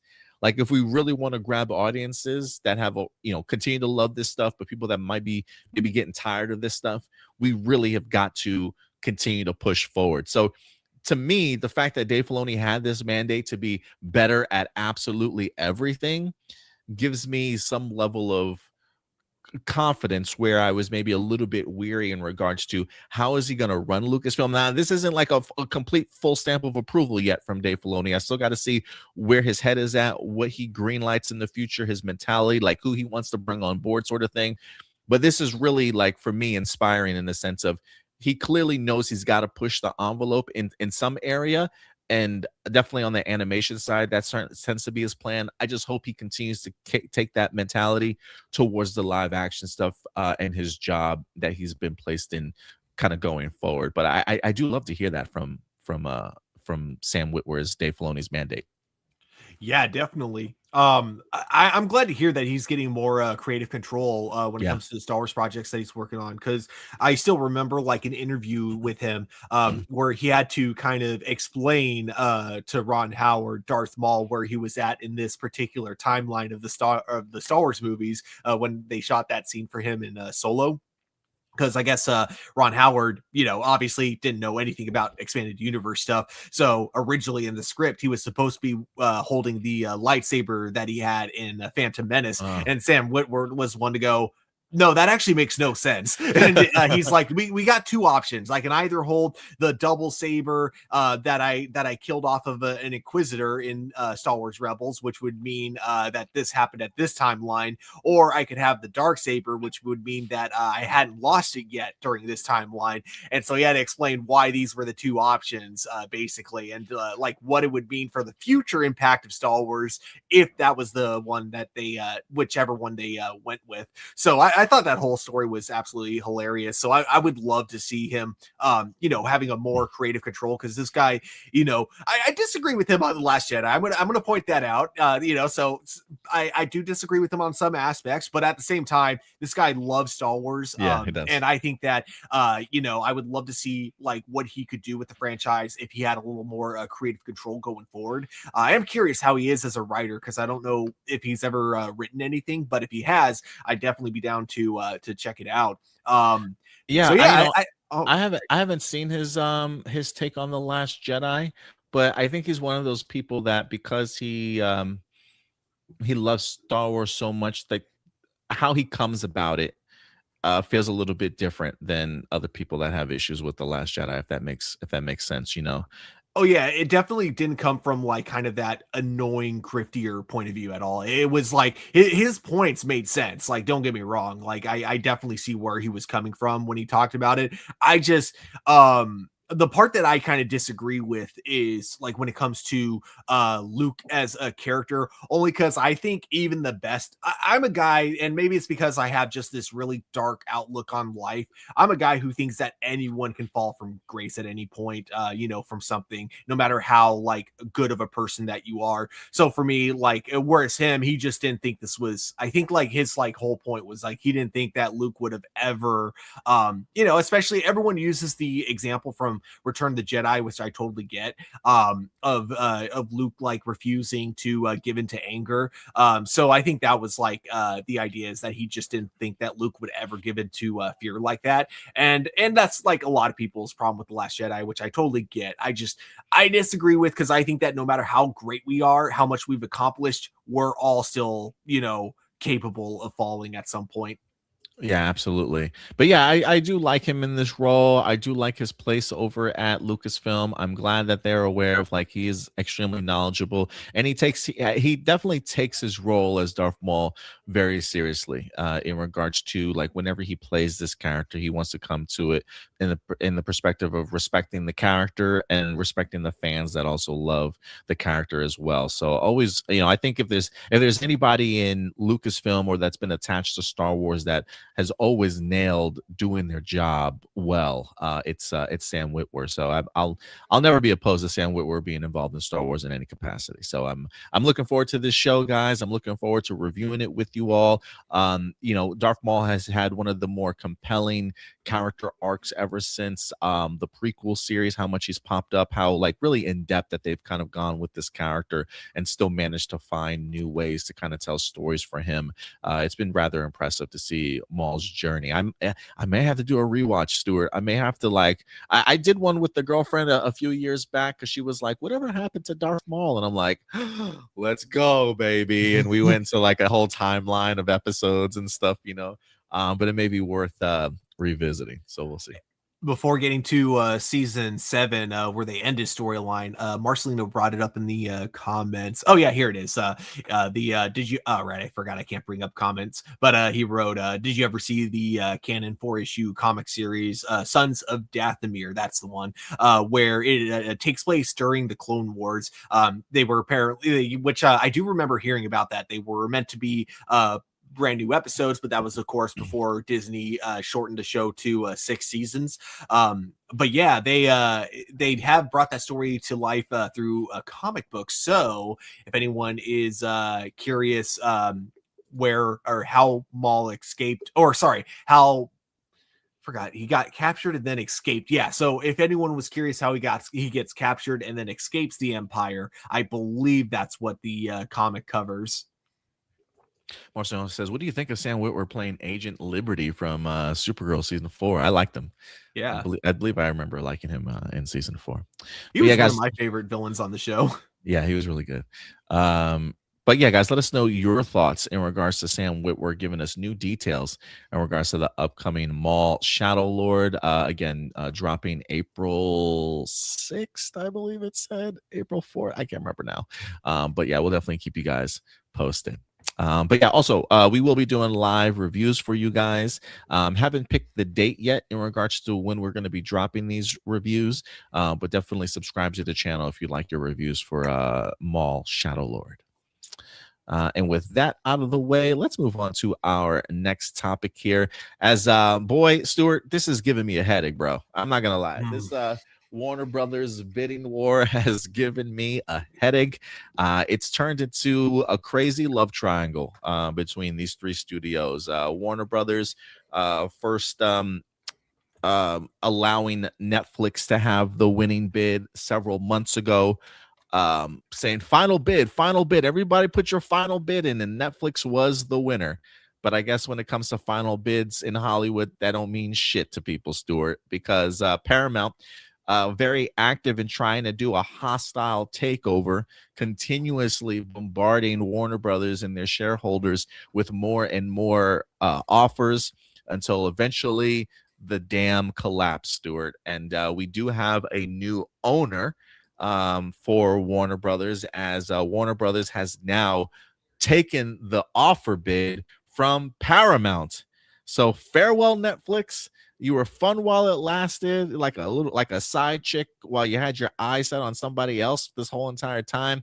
Paramount is making away as bandits. So as of right now, Warner Brothers has now been purchased by Paramount, as Warner Brothers has accepted Paramount's offer. If that confuses you, it probably should. It confuses me in regards to how this even works out. Like, how long do people have to put bids in? Like, how do you, like, I mean, this should have been closed forever ago, but I guess it's not official until like it goes through. Now, it is important to say here, this process of Paramount purchasing Warner Brothers could take anywhere between 6 to 12 months, could take maybe a little bit longer if it's even approved. But Netflix got a hold of what was going on, and they did go ahead and drop a press release here saying that they are declining to raise an offer. So Warner Brothers said, hey, we're going to go with Paramount now, but Netflix, if you really want us, maybe you should drop a little bit more money, give us another offer. And Netflix is like, no, we're good. We're good. We're not going to be playing this game anymore. Says Netflix today announced that it has declined to raise its offer for Warner Brothers. Netflix had earlier received notice from WBD, and its board of directors has determined Paramount Skydance's latest proposal constitutes a superior proposal under the terms of WB's existing merger agreement with Netflix. Netflix issued the following statement in response from Ted Sarandos. The transaction we negotiated would have created shareholder value with a clear path to regulatory approval. However, we've always been disciplined, and at the price required to match Paramount's latest offer, the deal is no longer financially attractive, so we're declining to match the Paramount Skydance bid. So there you go. The Netflix deal is gone. It is also worth saying that I believe Ted Sarandos, CEO of Netflix, had a meeting with the president of the United States over the weekend, or earlier in the week, before this news actually wind up dropping. So I am kind of curious as to if there's anything that went on behind the scenes to make this deal fall through and the Paramount deal get pushed through. But we'll see if this even happens, Stuart, at this point, right? I mean, one of the biggest arguments that Warner Brothers had was, hey, this or that Paramount had was, hey, the Netflix deal in Warner Brothers is not going to get approved. It's not going to get regulatory approval. But when you look at Paramount and Warner Brothers, I mean, that just screams mega monopoly at this point. Probably more so than Netflix. Like, Netflix always felt very adjacent to me in regards to what Warner Brothers does, because Netflix isn't necessarily like a movie studio per se. It's more of a streaming service that does produce movies, but they don't really release movies in theaters that often, sort of thing. So like what Warner Brothers does on an everyday basis just feels significantly different than that of Netflix. So I when Netflix says it probably would have been approved through regulatory approval, I tend to believe that. But the if it was under any other administration, I don't know if this Paramount or Warner Brothers deal would go through, because it feels more like a monopoly now. But there's a part of me that thinks that maybe some strings will be pulled to get this approved. But who knows? What are you thinking about this whole craziness that is this bidding war now? Oh my gosh. Yeah, no, this is really, really bad. Because yeah, it would have been bad if it got bought by Netflix. Don't get me wrong, that was also going to suck as well. But now with it being bought by Paramount specifically, my biggest fear is with David Ellison, behind Paramount, and being not only a huge Trump supporter, but someone who has gone out of their way to essentially scare people or fire people, in some cases, who speak out against Trump. Very few people are untouchable at Paramount. Like, I think the crew at the Daily Show are currently like one of the few, and then of course South Park. But even Steve Colbert isn't safe from them, because they ended up canceling his show. And then of course there was that whole incident with 60 Minutes. I think 60 Minutes is Paramount, right? Someone in the comments correct me if I'm wrong. But anyways, there's other examples. But what it comes down to is that I think this is going to have a really terrifying impact when it comes to kind of freedom of speech, when it comes to the overall news. So I'm not even getting into the movie part of things yet of why this is going to suck. But like when it comes to free speech and news, I feel like the news is going to show any news that's basically owned by Paramount is going to show a huge bias now, leaning more towards Trump and all that.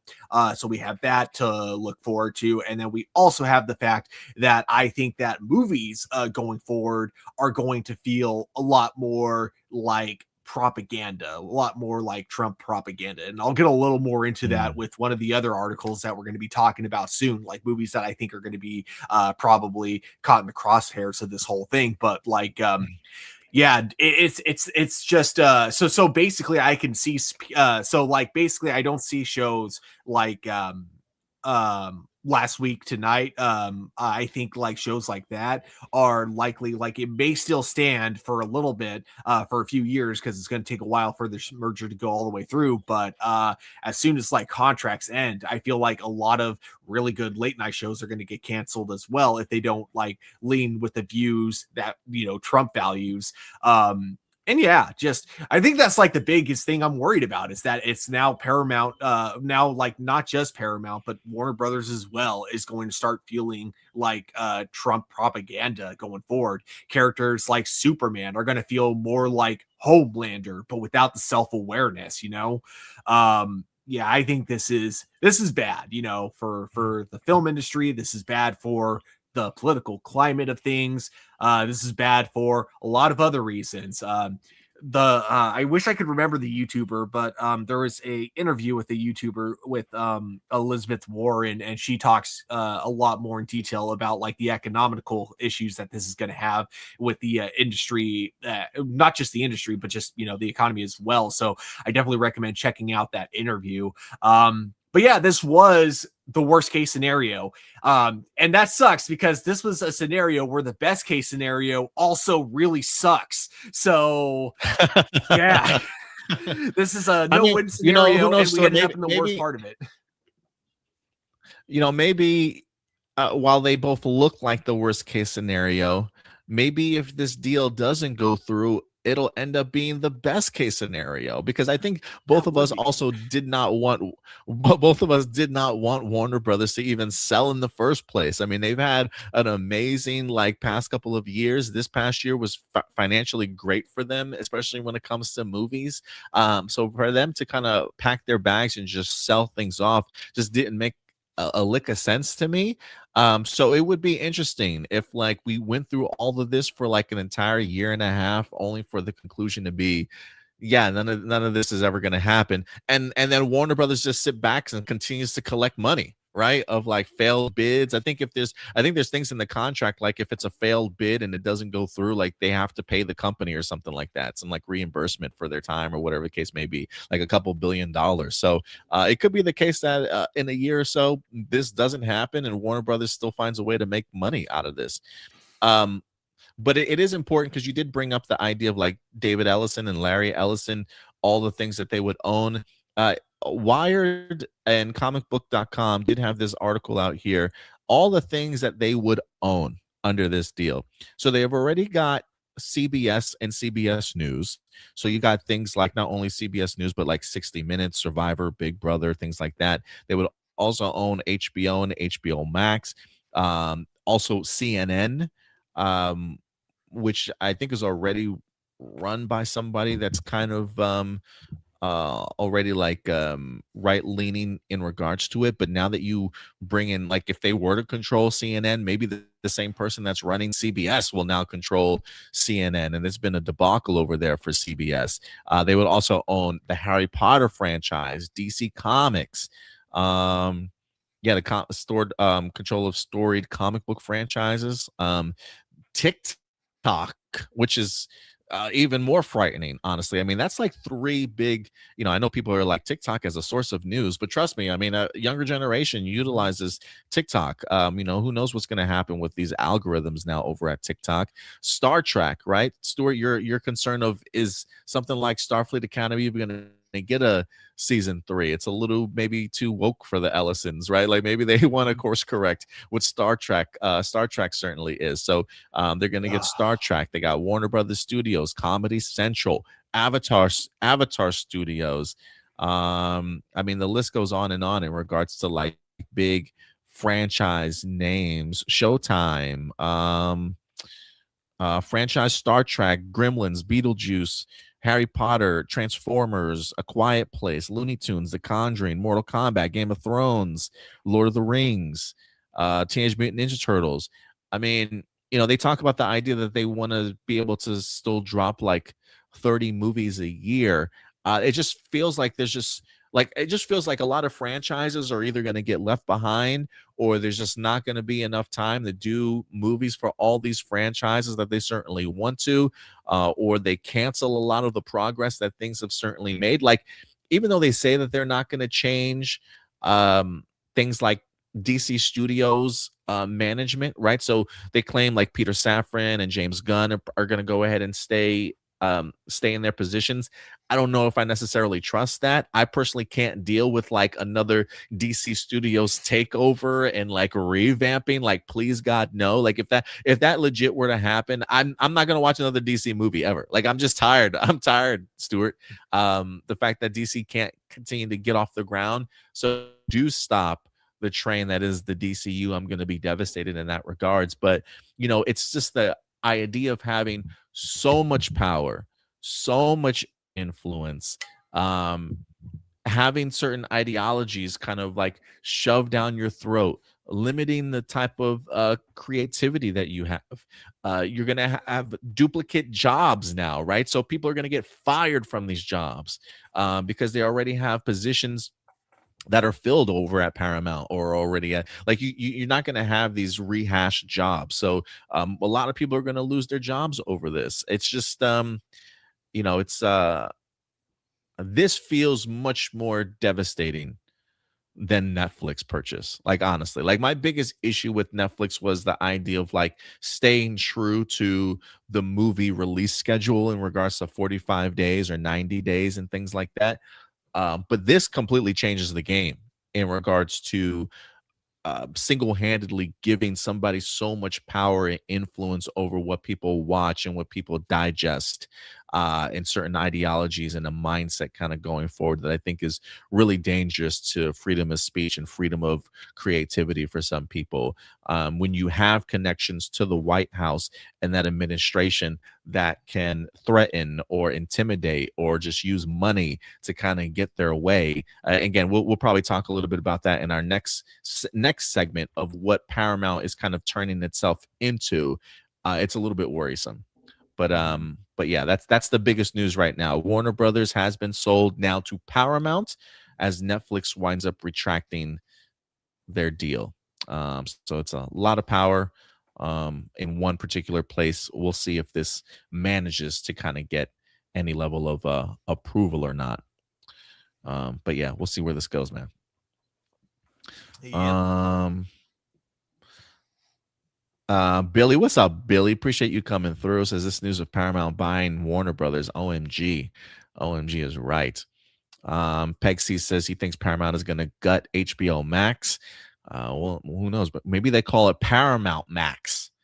Maybe that's the new name of their streaming service. No, no, HBO Mount. Once Disney buys them, it'll be Disney Mount Plus or something, or sorry, Disney Mount Max. Disney Mount Max. Yep. Give us your new streaming service names in the comment section box below, y'all.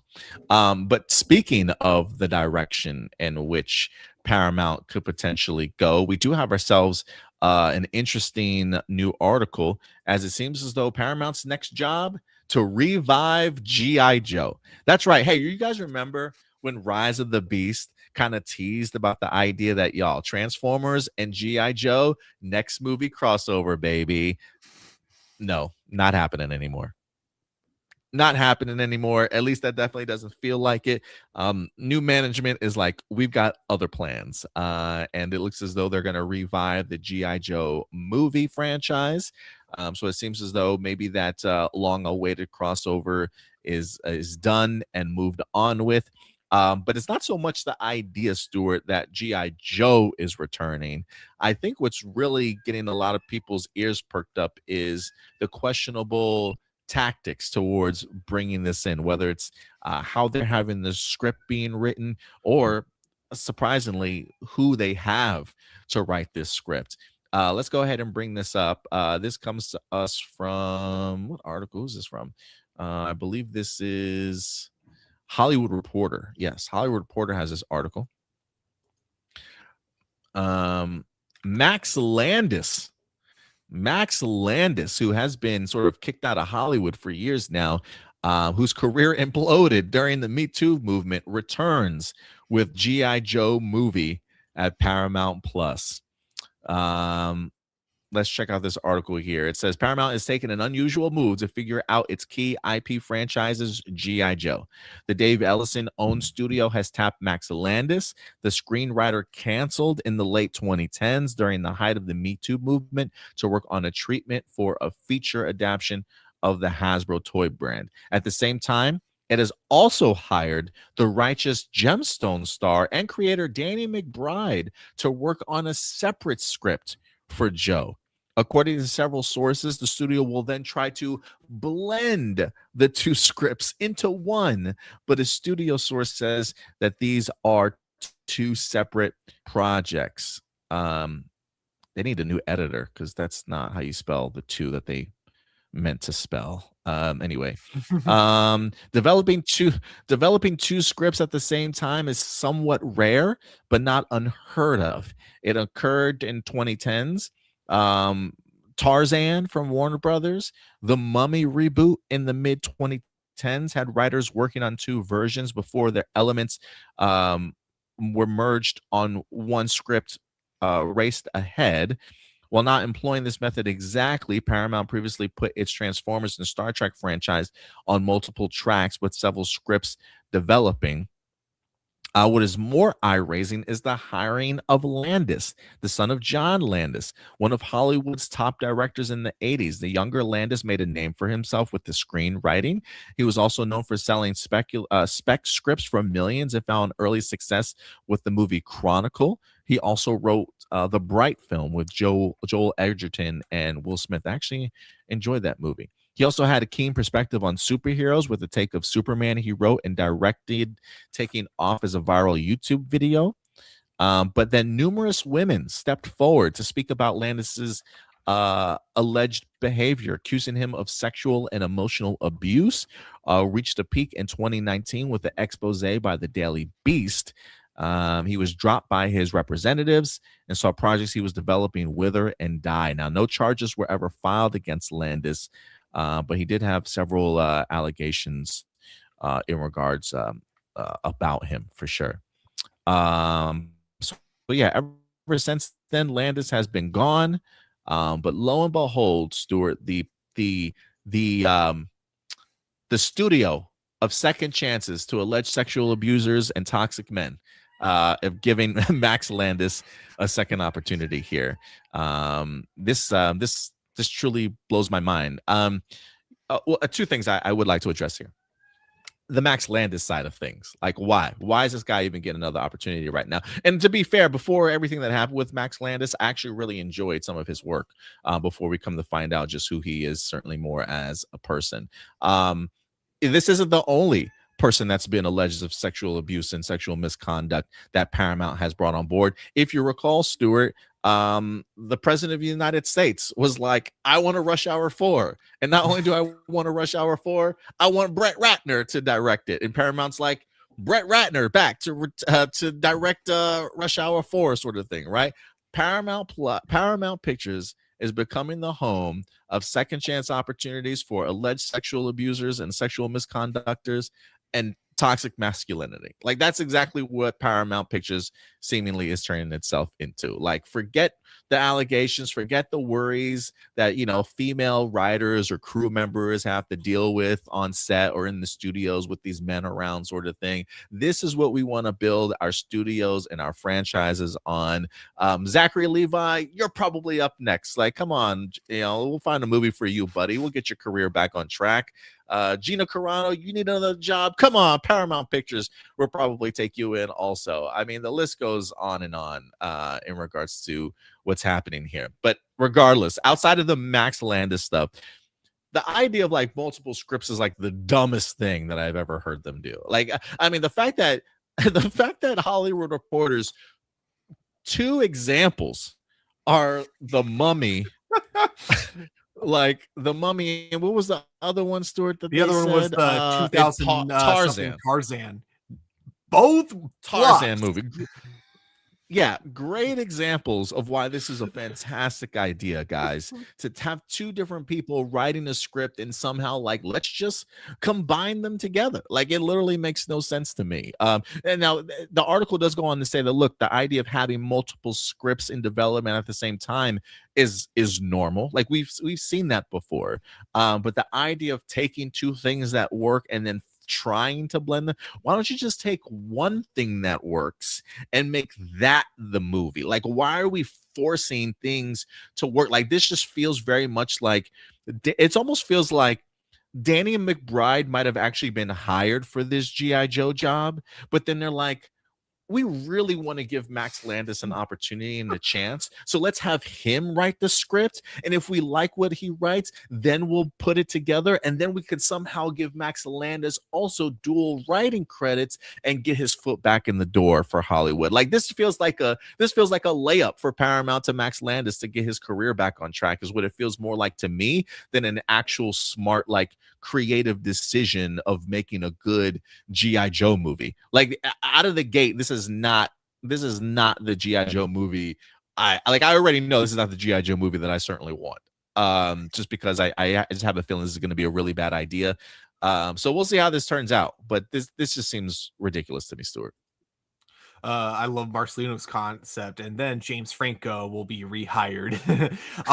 Yeah, no, I 100% agree with you in terms of like how terrible like all these decisions are. I mean, like the big thing is that when you rehire someone like Max Landis, you're sending a message basically, and that message is, hey, you don't worry about, making other people uncomfortable. You could be yourself around them. You can be as toxic as you want to. Oh, and if a woman says women's no, allegations, it just means you got to be more persistent. If they say no, that's all it means. That's the fucking message that Paramount is sending the world right now. Hey, it's okay to abuse women again. So yeah, no, I think rehiring him is a bad idea for many reasons. And so, like, when you first sent me this article, so I didn't know who this guy was. So I Googled him because I'm like, oh, okay, rehiring someone that may have been, because I will say, they don't happen as often as Trump supporters want to pretend they do. But yes, false allegations do happen. So there was a brief moment when I saw this article and I'm like, oh, is this one of those cases? So I Googled it. And then I saw it was over 8 women, and I'm like, probably not then. Whether, because yes, I mean, I will not say under oath that this guy is guilty because I don't know for sure. I do not know 100% for sure. But man, I will say that I do. If you ask me to take the word of 8 different women who have nothing to gain from this over one person, yes, I'm going to side with the 8 women who have nothing to gain from this. So, yeah, like I think, yeah, again, unless there was like, goddamn, I don't know, like. To me, I think just like, yeah, rehiring again, what it comes down to is this just sends a message that, you know, we don't care about making people feel safe. Essentially, we don't care about making people, you know, or about, we don't care about a healthy work environment. Essentially, that's the message that they're saying. It's like, okay, we want these kind of people to work for us. Going to the script side of things, now that we've now that I've established how much it pisses me off, you know, in terms of the message that they're sending here. Script side of thing, I agree with you. That is really dumb. You know, I think what happens is like, I'm going to just assume the CEOs of Paramounts don't know the process when it comes to writing a movie. They only see things that go into it in a surface level, but they don't know about when it comes to character arcs, when it comes to themes, when it comes to stories. I don't think they'd be able to define any of that. And so because of that, I think in their minds what they see is, oh, if we take 2 cool things and put them together, we get an ultimate cool things. They look at merging scripts in the same way as you know, Dragon Ball Z looks at the Patara earrings. Essentially, you get the best of both worlds, and it's like, that's not how writing a script works at all. And you know, the examples that you've given kind of prove that doesn't work in that favor. Even the Transformers movies, because I think the 3rd movie is the only exception, but most of the Transformers movies have done this, where it's like always been multiple scripts merged together, and they've never worked. You know, doing this kind of a process in film and screenwriting, that just doesn't work. So the only thing I could think of, you know, kind of like what you said earlier, is that they're trying to get his name out there so they can uncancel him. So the only way this could kind of work is if they go with Danny McBride's script and then they take maybe a thing or two from his script. Like they're like, oh, well, in this script, he had this idea for a background, so we're going to go ahead and change that one thing so we can technically give him credit for this movie. That's the only thing I can think of that would make like at least a coherent script. But yeah, I think the idea of like merging 2 scripts and hoping for a successful project is really, really dumb. Makes absolutely no sense. You know, I think that if anything, what you would want to do, and I don't know if movies have done this before, but maybe just like let people know we're looking for a G.I. Joe script. Basically, like, and then just, you know, see where you go from there. See who gives you the best script for a G.I. Joe movie, I guess. I don't know. But yeah, I think that like everything about this, and it sucks too, because I was actually like kind of excited to see the G.I. Joe return in the Transformers crossover. Yeah, me too. Yeah. Because like I had heard that they had Chris Hemsworth on board, and I assumed he was going to be playing Duke. Oh yeah, that's right. Yeah, cool to see. Man, missed opportunities. It's one of those things now where it's just like, this is the decisions that Paramount is making with their movies, and now they're picking up Warner Brothers. Like, I'm supposed to trust them to make great Warner Brother movies too. Like, come on, like let's just see what you guys can do as Paramount first in regards to your movie quality before I can get excited for what you're gonna do with anything else here. Tony Robinson says G.I. Joe is like an upcoming actress that still hasn't popped and gets overshadowed by supporting actors. Yeah, Marcelino says G.I. Joe is a dead franchise. Paramount's just trying to go back to 80s big, strong men in action. Yeah, definitely. It kind of feels like Amazon's doing a little bit of the same in regards to tapping into that male like 80s mentality a little bit. I don't know if they're as overt as maybe Paramount about it is, though. Like, I think Amazon MGM at least has the idea of making good quality scripts and stuff for what they dish out. But you know, that 80s millennial big strong man action type of thing. Feels like a lot of studios are trying to tap into that as of right now. I definitely felt, I think it was produced by Amazon, but I definitely felt that with Mercy, where it felt like something that was written by a guy who watched the Star Trek Deep Space Nine episode where they went back in time, saw the way that The they Chris were. Pratt movie? Yeah. Oh, It was like they saw that episode of Deep Space Nine where they went back in time, saw all the different kind of camps, districts that they kept all the people in poverty in, saw that episode and thought, oh, that's a great idea. Completely missing the message and missing the fact that no, that's not good.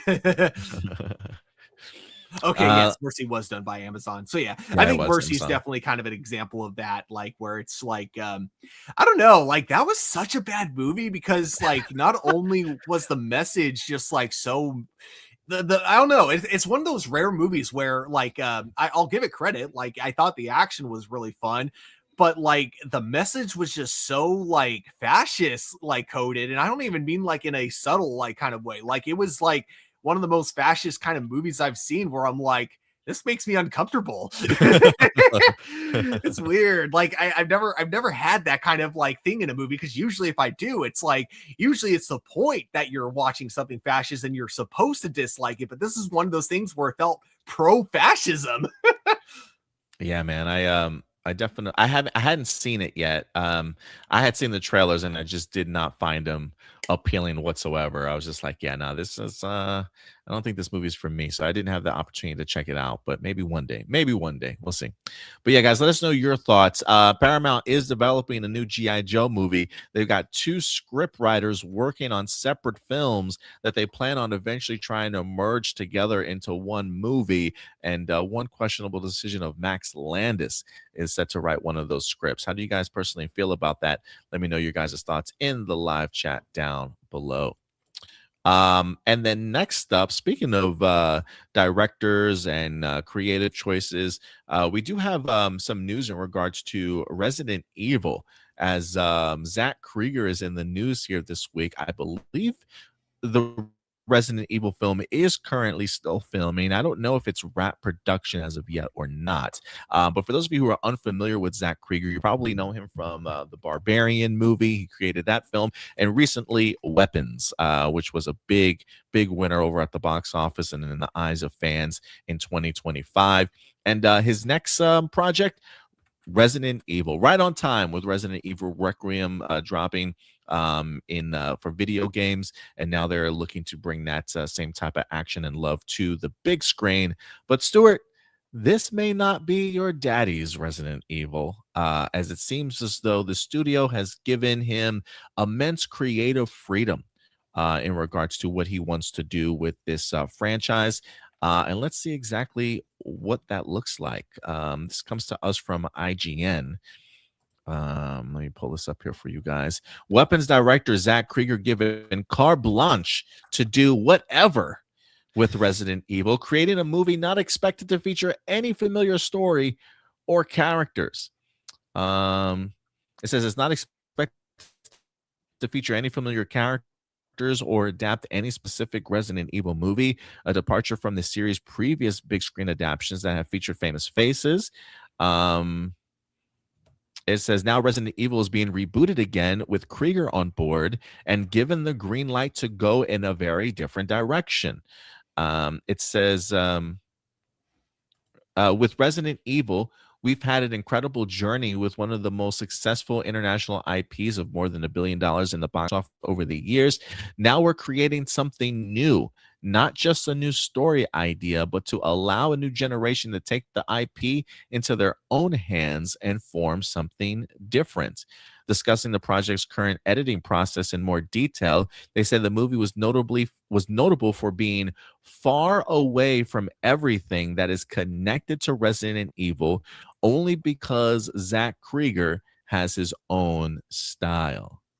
Now, speaking about the project last year, Cregger himself said his movie would be obedient to the lore of the games, but also a different story from anything from the franchise. I'm not going to tell you Leon's story because Leon's story is told in the games. Fans already have that.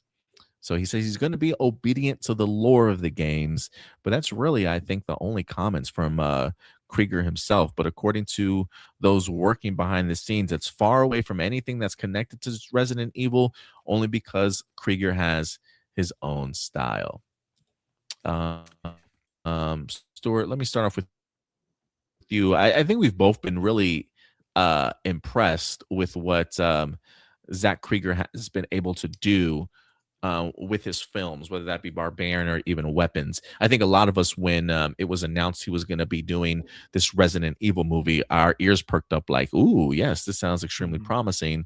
Does this worry you at all, or is it very much in Zach Cregger I trust? Zach Cregger, I trust. Okay, this was I think that was what excited me the most about the Resident Evil movie that he's going to be making.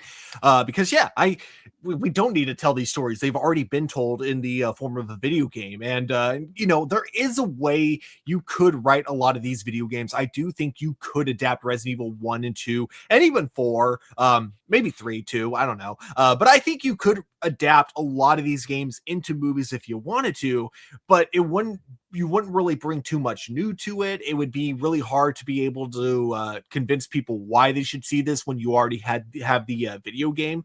So I think that this is the much smarter route to go, because the Resident Evil world has so much mythology, so much lore behind it, that I feel like there are plenty of stories that you can tell that don't revolve around Leon, Chris, or Claire, that or Jill Valentine. Like you can totally tell a story with original characters that just happen to take place in this world. And I think if anyone can bring that kind of a story to life, it's Zach Cregger. The world of Resident Evil is filled with horror, but it is also very, very campy, and it does not take itself too seriously, you know, a lot of the times, especially when it comes to its villains. It knows how to have a lot of fun when it comes to its like over-the-top villains. And Zach Cregger, from everything that I've seen him do so far, and by everything, I mean, I've seen like 3 movies that he's done. But you know, with and only 2 of those were actually horror movies, but with those 2 movies that he's done, let me phrase it that way. I feel like he definitely has what it takes to make like a good, very faithful adaptation of a Resident Evil movie, or a great story within the world of Resident Evil. I really hope he uses his style of like somewhat unlinear storytelling, like where we're kind of thrown off on who the main character even is some of the times. Like I hope like he continues that, because I thought that worked so well in both Weapons and Barbarian. So I can't wait to see how he utilizes that with this movie. And then yeah, if it's a success, if this guy does a good job with it, I do think that there is a chance we could see him you know, coming back for a future DC project in the future, because he has expressed interest in wanting to write for James Gunn at some point. So I would definitely love to see how this movie does overall. Everything I've heard so far gets me extremely excited. You know, it's funny you brought up Zach Cregger and wanting to do a DC film. Do you remember the story that he approached Paramount originally to do that story? I don't even know if he went to James Gunn immediately. I think his first was to Dave Ellison or something like that, or Larry Ellison. Oh, really? Okay.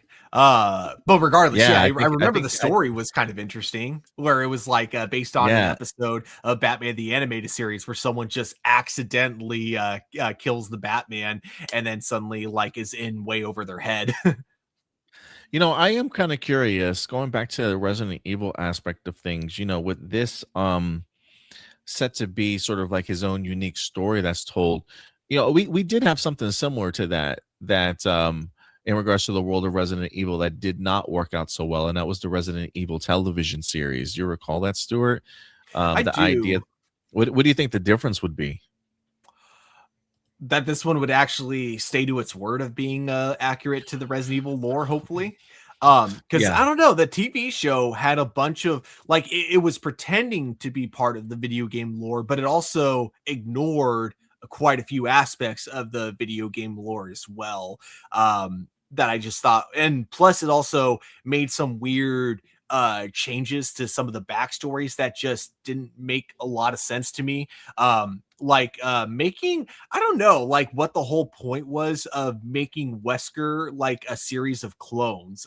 That was just a weird, like it added nothing, and it just kind of again made no sense from everything that we had known about Wesker in the past. So yeah, I don't think Netflix's series was as true to its word of sticking in the lore as Zach Cregger will be. Yeah, I mean, he is talking about being obedient to the lore of the game, so I think he understands like what Resident Evil is certainly meant to be. You know, there are key things like Umbrella that I hope gets mentioned. I don't necessarily know if the movie needs to take place in Raccoon City, but it would be interesting. I'm trying to remember some of the set photo pieces that we had. If it did mention Raccoon City in the set photos that we wind up dropping. I can't remember if that's the case, but you know, I think those two things of Raccoon City and just Umbrella in general, I think would be important to hold on to in some way, shape, or form. But you know, I based off of just the rise that Zach Cregger has had in movies from Barbarian to Weapons, he is a unique presence in just the creative world of filmmaking right now. And so if I were to tap anybody that kind of have that creative freedom for his type of storytelling that he tends to do, utilizing new characters but also staying true to the lore, I think he could do something really fun with this one, man. One that I think would pique the interest of a lot of people.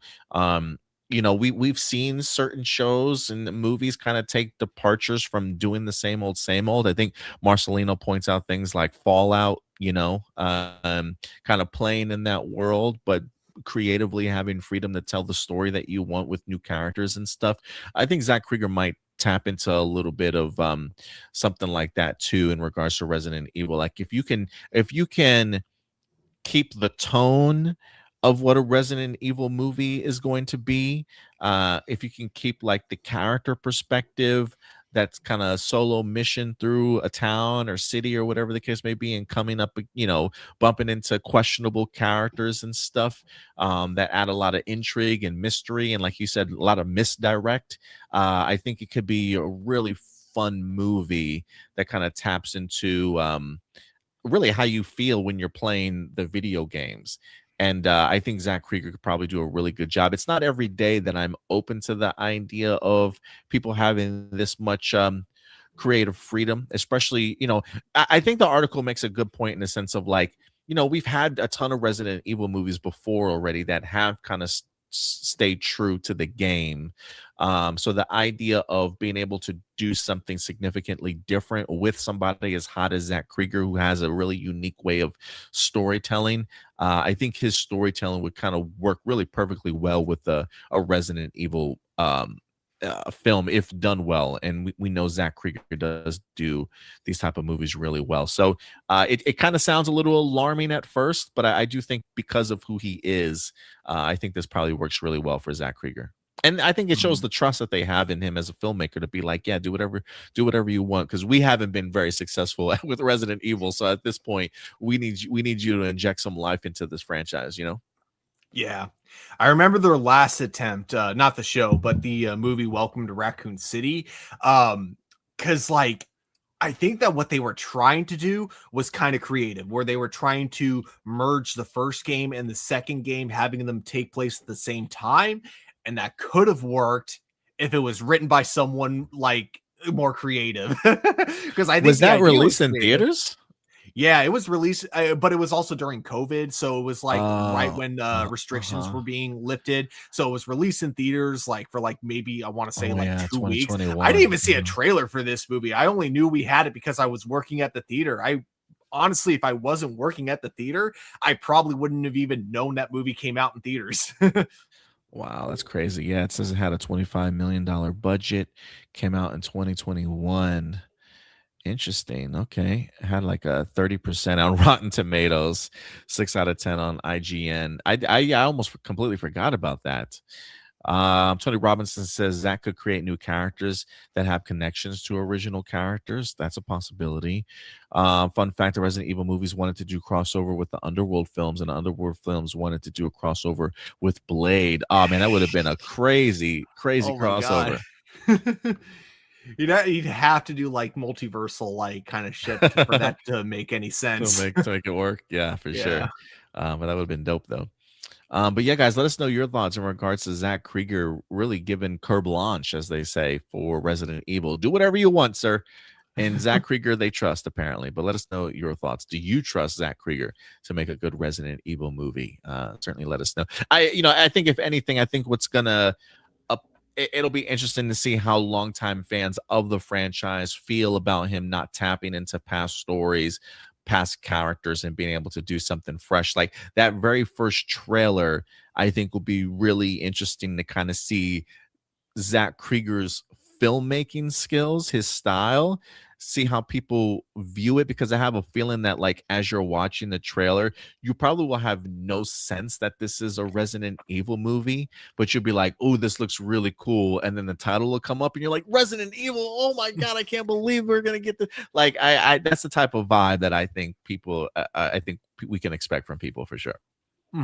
I think at the very least, though, it'll be like that for most like casual audiences, but I think there will be like kind of small things like for Resident Evil fans in the trailer that'll immediately go, "Wait, is this?" Oh yeah, you might be right. Like at some point, because like I swear it's like they basically rule the world like from the shadows. Like I think it'd be almost impossible to have a full trailer without at least seeing a little bit of the Umbrella logo at some point. You might be right. You might be right.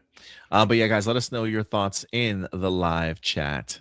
And then last but not least, Stuart, I wanted to end on a nice little soft note here, as Sony Pictures is set to go ahead and develop, for those of you who don't know, an Astro Boy movie.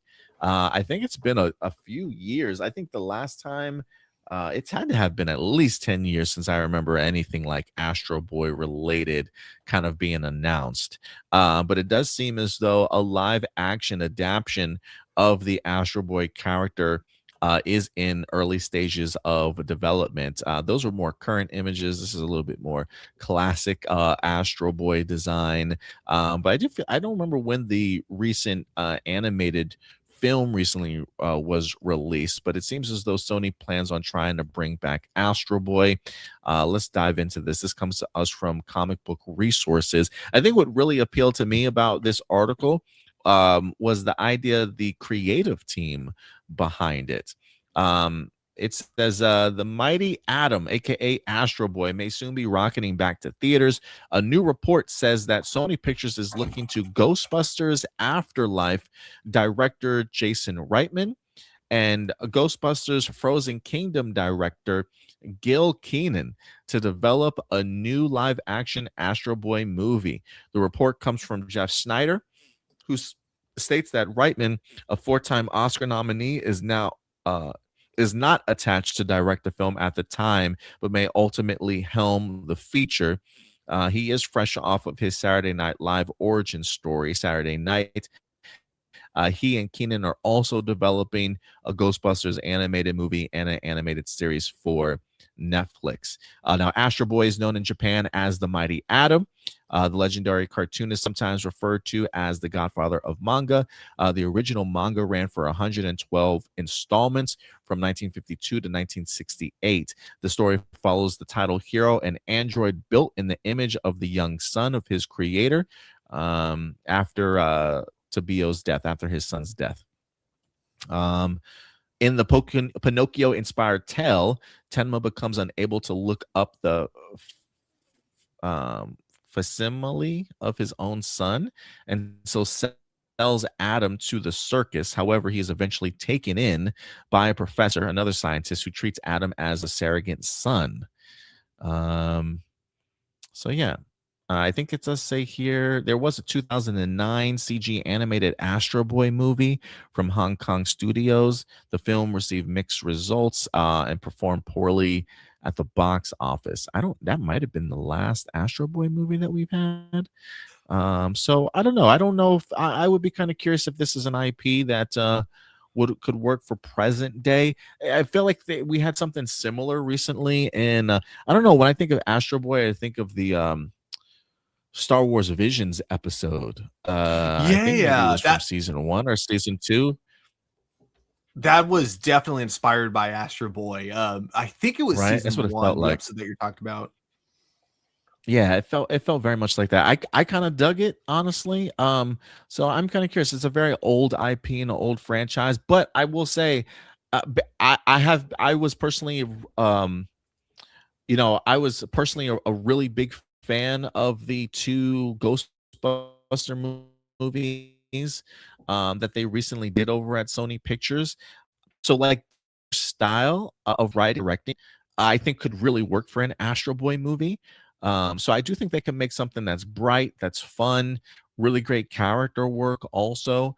So we'll see. But whether or not it could be successful, that I don't know. I think it's going to really come down to marketing, putting this character kind of back in the faces of the public, and dropping some really creative and fun looking trailers to kind of get people to come out with this IP being so old. But I'm not opposed to it. I'm not opposed to Sony wanting to take a swing at this one. What about you, Stu? Yeah, I mean, I didn't watch too much Astro Boy. There was like a brief period of time Yeah, me where either. it was weirdly like they were airing it on Adult Swim, and I mean like the original black and white Astro Boy was airing on Adult Swim. So I watched a little bit of that, but that's as far as my knowledge of Astro Boy kind of goes. I mean, I know what it's about, and I know that it's it was definitely like one of the pioneers of manga, essentially. I think that a lot of not just, I don't even want to just say like Japanese comics, but I want to say like comics all around, like have like some like owe something to Astro Boy in one way or another, whether directly or because something that Astro Boy also influenced their work later on down the line. I do think that Astro Boy definitely was kind of a pioneer in a lot of ways. So yeah, I think I don't know if this is a IP though that at least in the States is going to put a lot of people in seats. Like I could see this doing really well internationally. I just don't know how popular Astro Boy is though with people in the United States. So I don't know how good that's or how well that's going to perform in the box office. But I am intrigued because I do think that again, like having not seen too much, I do think that the story is really interesting. Scientists, creates the first episode did intrigue me, and it was one of those things where it was presented in kind of a light, kid friendly way, but like kind of when you think about it, it was pretty dark and messed up. Where a guy loses his son from an accident, creates him, and rebuilds him as a robot. And then after like just a couple of years of raising him as a robot, realizes, oh, you're never going to get older. You're not really my son. Go away. And then just completely abandons him. So I think that it's kind of a deep story that you could tell with that. But it depends on if the studio is willing to go that deep with it or if they try too hard to make it kid friendly. I am curious like what direction that'll take in. But consider me intrigued for this. Yeah, I am intrigued. I don't really recall reading any of the mangas or any of the other early animation and stuff.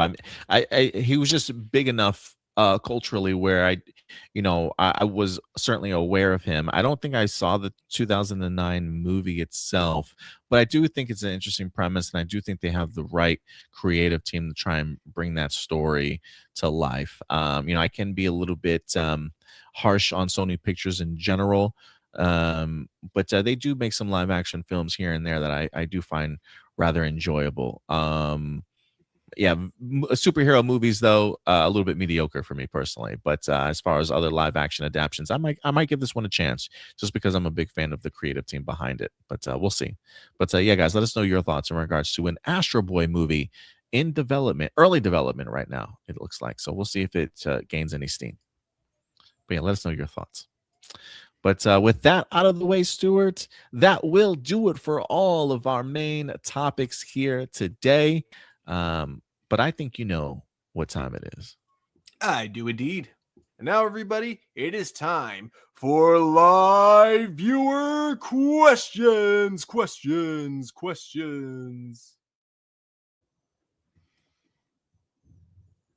Oh, you're muted. That's weird. I didn't hit that button. I wonder why. Now we're going to go over to our live viewer question portion of the show.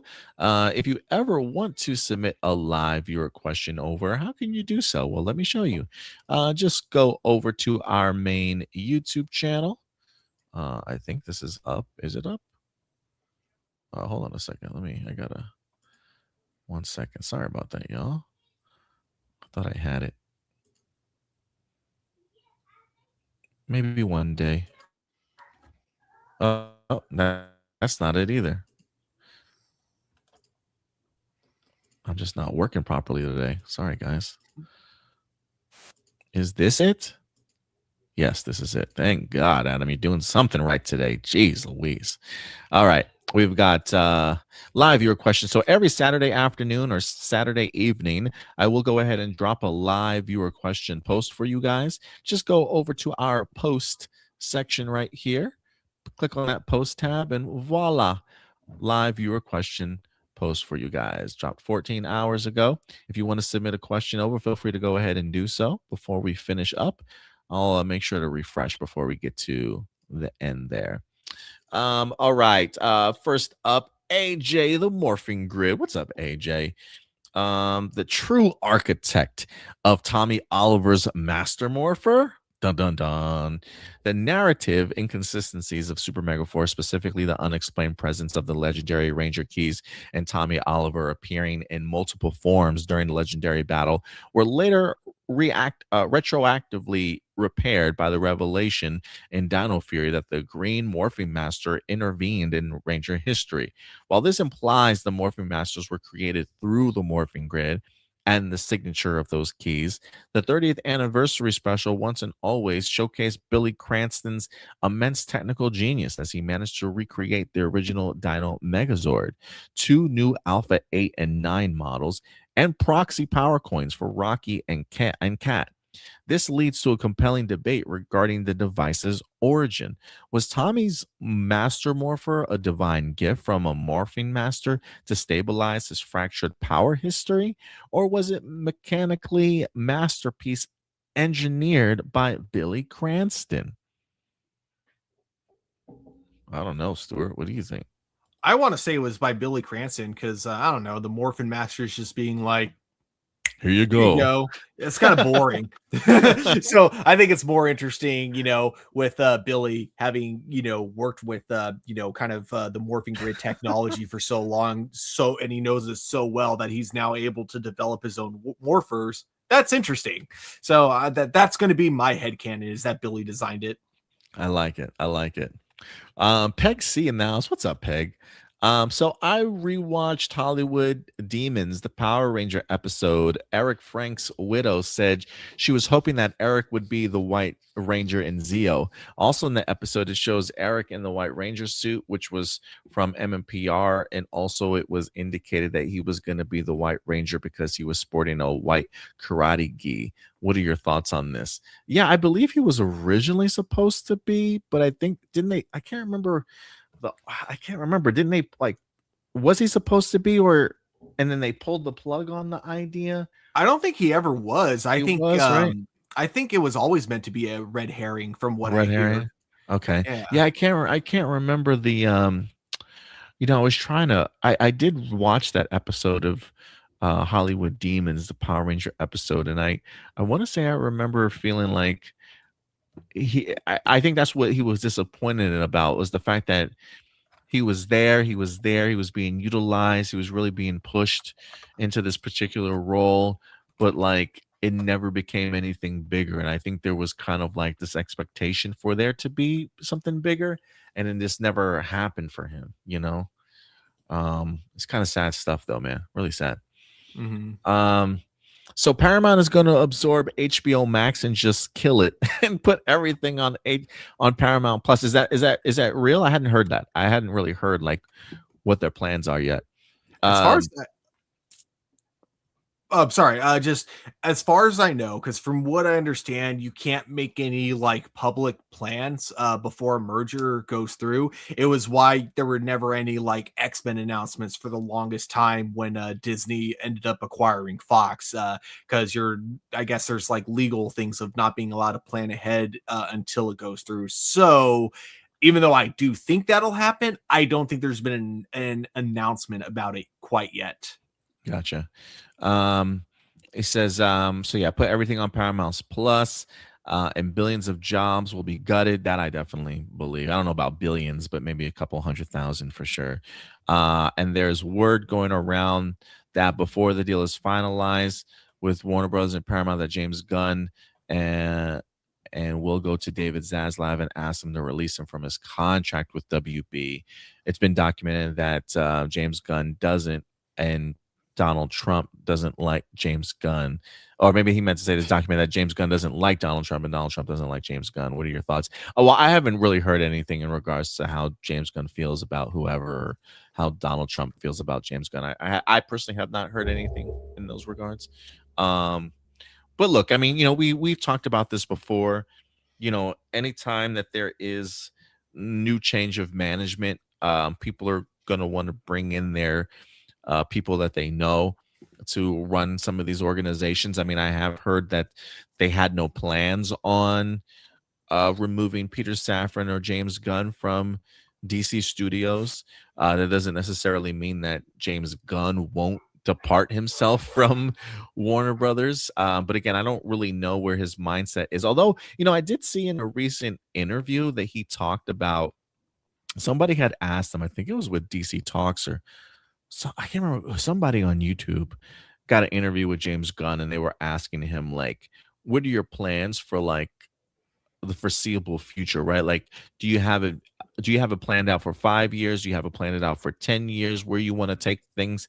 And he mentioned the ideas like, oh yeah, no, we definitely have it planned out for like a 10-year span. But then he made this comment of like, whether or not I'm going to be here or somebody else is going to, be taking over, that I don't know. So it does make me curious if James Gunn knows what's going on behind the scenes with all the purchasing and buying of things.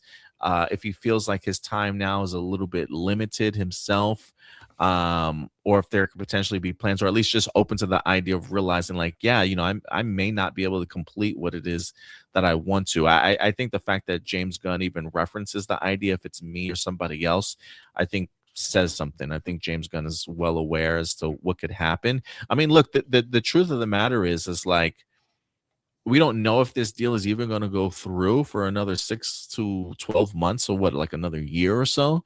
But if you're James Gunn, right, you're just keeping your head down and you're just working for as long as you can, green lighting what you can, pushing movies out. I mean, I don't know what it's going to look like, right? Like if he wants to make an announcement past 2027, can he? Right? Like, is he allowed to like reveal some of the things that he would like to do for 2028, or is that not going to be up to him any longer? Like, so I really have no idea, Stuart. Yeah, so I don't know James Gunn's specific political beliefs. Let me just phrase that. Honestly, when it comes to Donald Trump, I don't even think Donald Trump knows James Gunn exists, if I'm being honest. Yeah, I don't think he knows. I think he knows that, like, Superman movies exist, but I think he knows about superhero movies. Honestly, I don't even think Donald Trump knows the difference between Marvel and DC. I could be wrong, maybe, but like, I don't think so. So let me just say, like, that side of things, I don't think there's going to be any intention from Donald Trump being like, I want James Gunn fired, he's too woke. All right. So yeah, but when it comes to James Gunn, though, what I do know is that while I don't know his specific politics, he has gone on record saying that like a lot of what he's currently writing is based in today's political climate, in the sense of like how superheroes are almost like a kind of a metaphor for like kind of the way CEOs are. The fact that like CEOs have kind of been running things, even though it's like, CEOs seem to have more power nowadays than actual politicians. Money speaks more than like actual, like, the the law, the actual law, pretty much. And that's kind of like how he's been using that for his writing going forward, is like for when it comes to DC superheroes, is the idea of if people have superpowers and they use that to kind of like say, hey, screw the law, like what kind of ramifications will that have in the long run? Hence why the actions of Superman had majorly seemed to have big consequences for what's going to be going forward, as we already saw like a little hint of it in Peacemaker season 2, where it seems like they're now just going to be locking up people who they deem might be a threat, not necessarily are a threat, but could be a possible threat, just for having superpowers. So yeah, all that to be said, I think it's safe to say that James Gunn's politics do not align with Trump's, but whether or not part of me is like, I would love it if James Gunn decided to leave. If they took away his creative freedom, if they stopped letting him tell that kind of a story, but I don't know. All I know is that what's happening right now with Warner Brothers is exactly reflected in the stuff that he writes about in his movies. So I know I can say, if he's like, honest in his interviews, then yeah, this merger is something that he is probably not happy about. But at the same time, he's a studio executive now, so I don't see him making any direct comments about his thoughts on the whole matter anytime soon. Yeah, I don't think so either. Marcelina says many are saying rest in peace to the DCU. Look, it's not out of the realm of possibility. I'm just gonna say that right now, but I have said here earlier today, if we get new management and it's a case of like, hey, we're gonna start the DCU over again, bro, I'm not watching it, my guy. Like, I'm not watching it. Like, you gotta, people will watch the first movie. You gotta convince me to go see this movie, because I'm tired of reboots. I'm tired of the new management, everybody having a different vision, and nothing in the DCU getting off the ground. Like, I feel terrible for DC, because they've got some quality characters that really have not had the opportunity to really shine yet. And if new management wants to come in and change things around again, we don't have any hints of that. They have mentioned they want to keep James Gunn and Peter Safran around, but if things were to change in the future, who knows, man? Who knows? Yeah. She also says Priyanka Chopra is rumored to play a villain in the new Power Rangers reboot. What are your thoughts? I do like Chopra as an actor. She does have a new movie out, I think, with Carl Urban on Amazon. I think it's called Bluff, where they're pirates or something like that. I've been hearing good things, at least I think I've been hearing good things about the movie online. I haven't had the opportunity to check it out myself, but I heard some of the rumors that I had heard was that she was going to be Rita Repulsa. I like the casting choice if that's true though. So I'm all for it if she ends up being a villain. Trying to see if I've seen her in anything.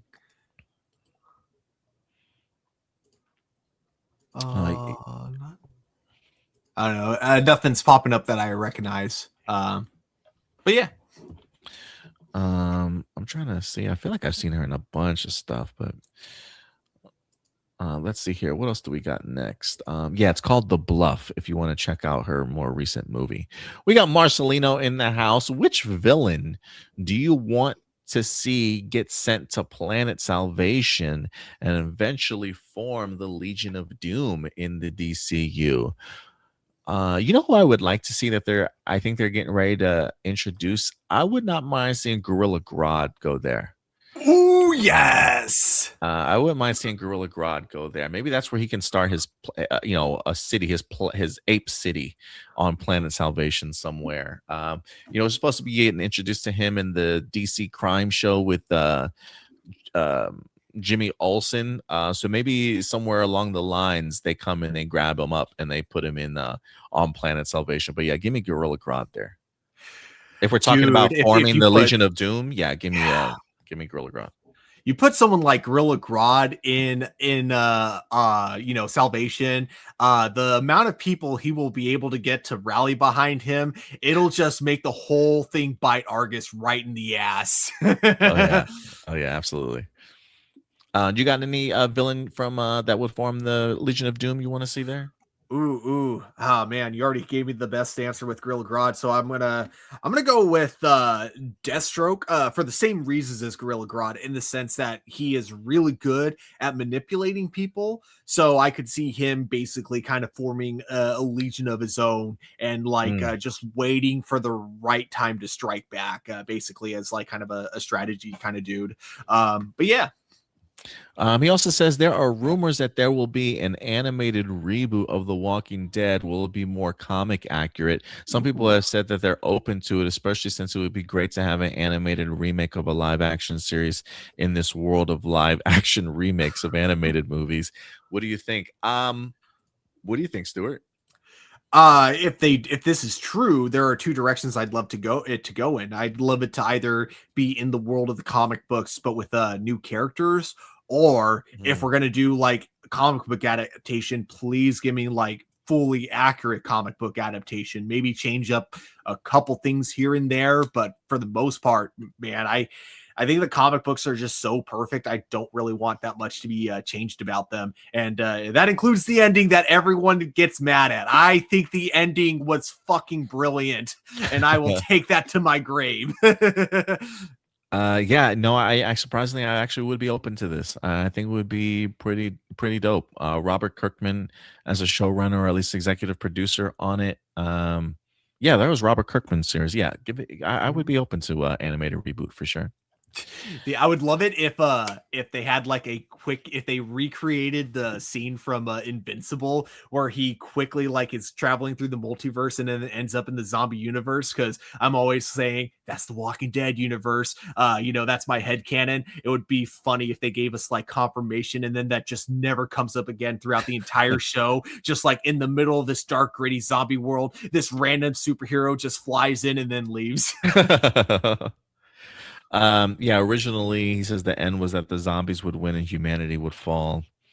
That'd be interesting. Marcelino says his choice would have been Clayface, because I want to a villain who is not evil but just wants to go home and live life. Interesting. Okay.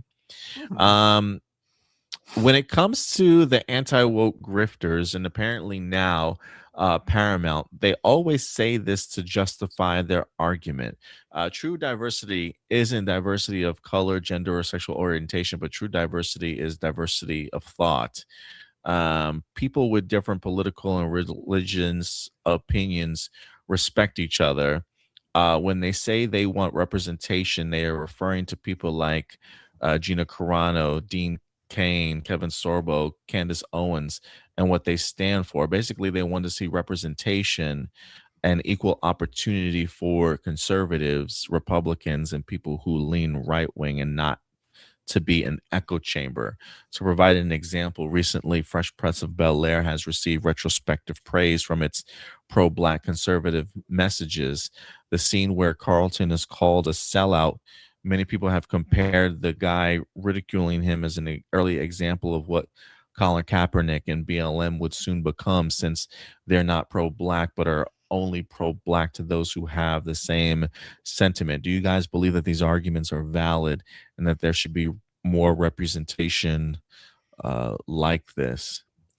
I mean, I'm always for like representation with different beliefs when it comes to like films themselves. Like, yeah, I don't want everyone to like just all agree on one thing, because then that just makes for really boring storytelling. And for the most part, I don't really see that happening in movies. Now, if we're talking about actors with different political beliefs, I mean, there's plenty of conservative actors out there that still get plenty of roles. So I think that honestly, the truth that they don't want to admit is that a lot of these actors that aren't getting roles that lean conservative, I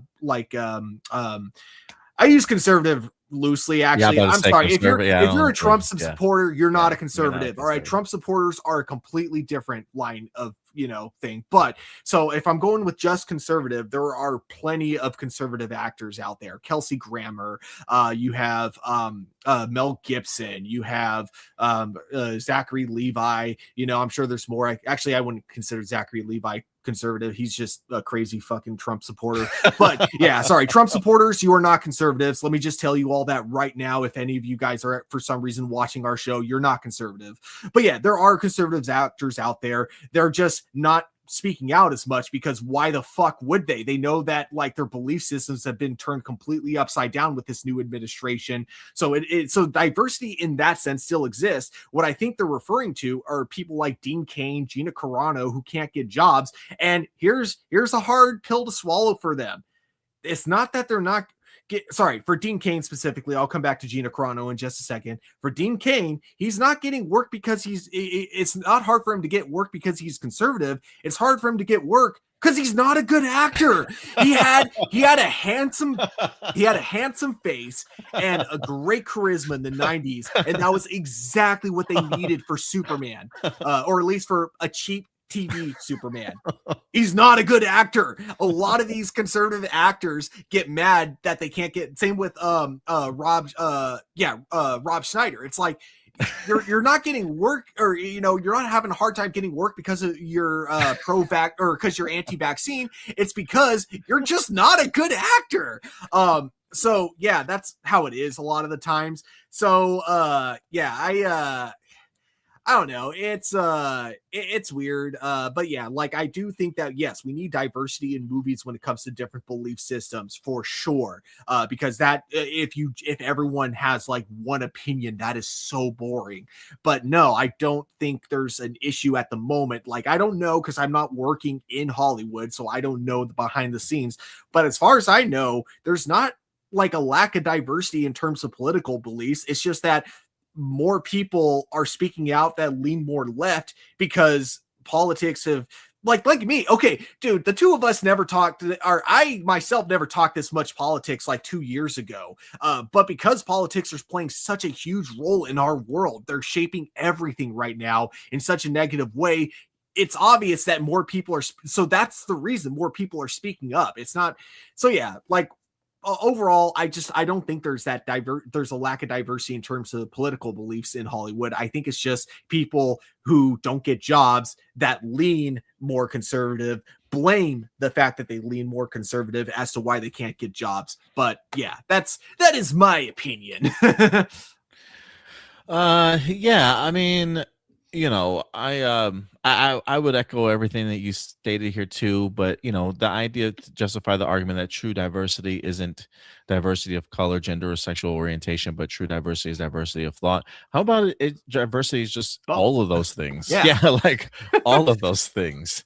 So if you want to push the idea of true diversity not being color, gender, or sexual orientation, to me that suggests that you either feel like those people shouldn't exist, or that they don't have the right to exist, or shouldn't have the voices that they certainly have. And to me, I can't balance that mindset. Like, to me, that's just not that's just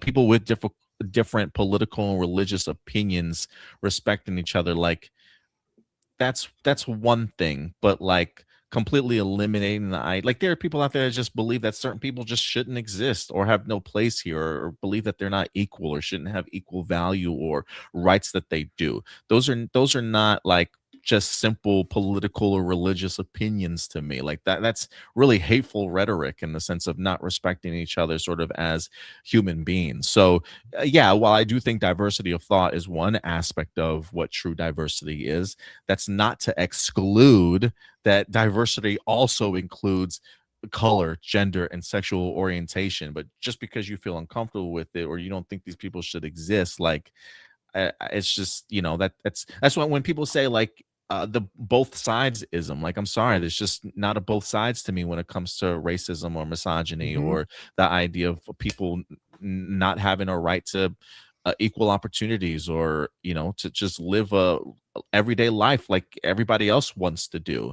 When people start talking that way, that's just not, I can't both sides that to sit with that. Okay, but if you've got conservative beliefs, like if you think like the tax rate is wrong, or like you shouldn't be taxed as much, or if you've got like coming from like a policy perspective that doesn't like purposefully aim to hurt individuals, then yeah, I'm completely okay with having political and religious opinions. But that's not what these people push. Okay, like that's not what people like Dean Cain or Kevin Sorbo or Candace Owens push on a regular basis, right? Like maybe don't say crazy ass shit or hateful shit and hateful rhetoric to other people, and maybe you would get other job opportunities, right? Like if you're, it's just, yeah, man, I just, to eliminate what they feel the definition of diversity, to me just already explains everything I need to know about that side to not want to give them an opportunity, you know what I'm saying, or not give them a place to show, I don't want to say showcase their stuff, but no, I just don't, there's some arguments I just don't hold as valid, or whatever the case may be. But hopefully that answers your question on top of everything else that Stewart's just said. Yeah.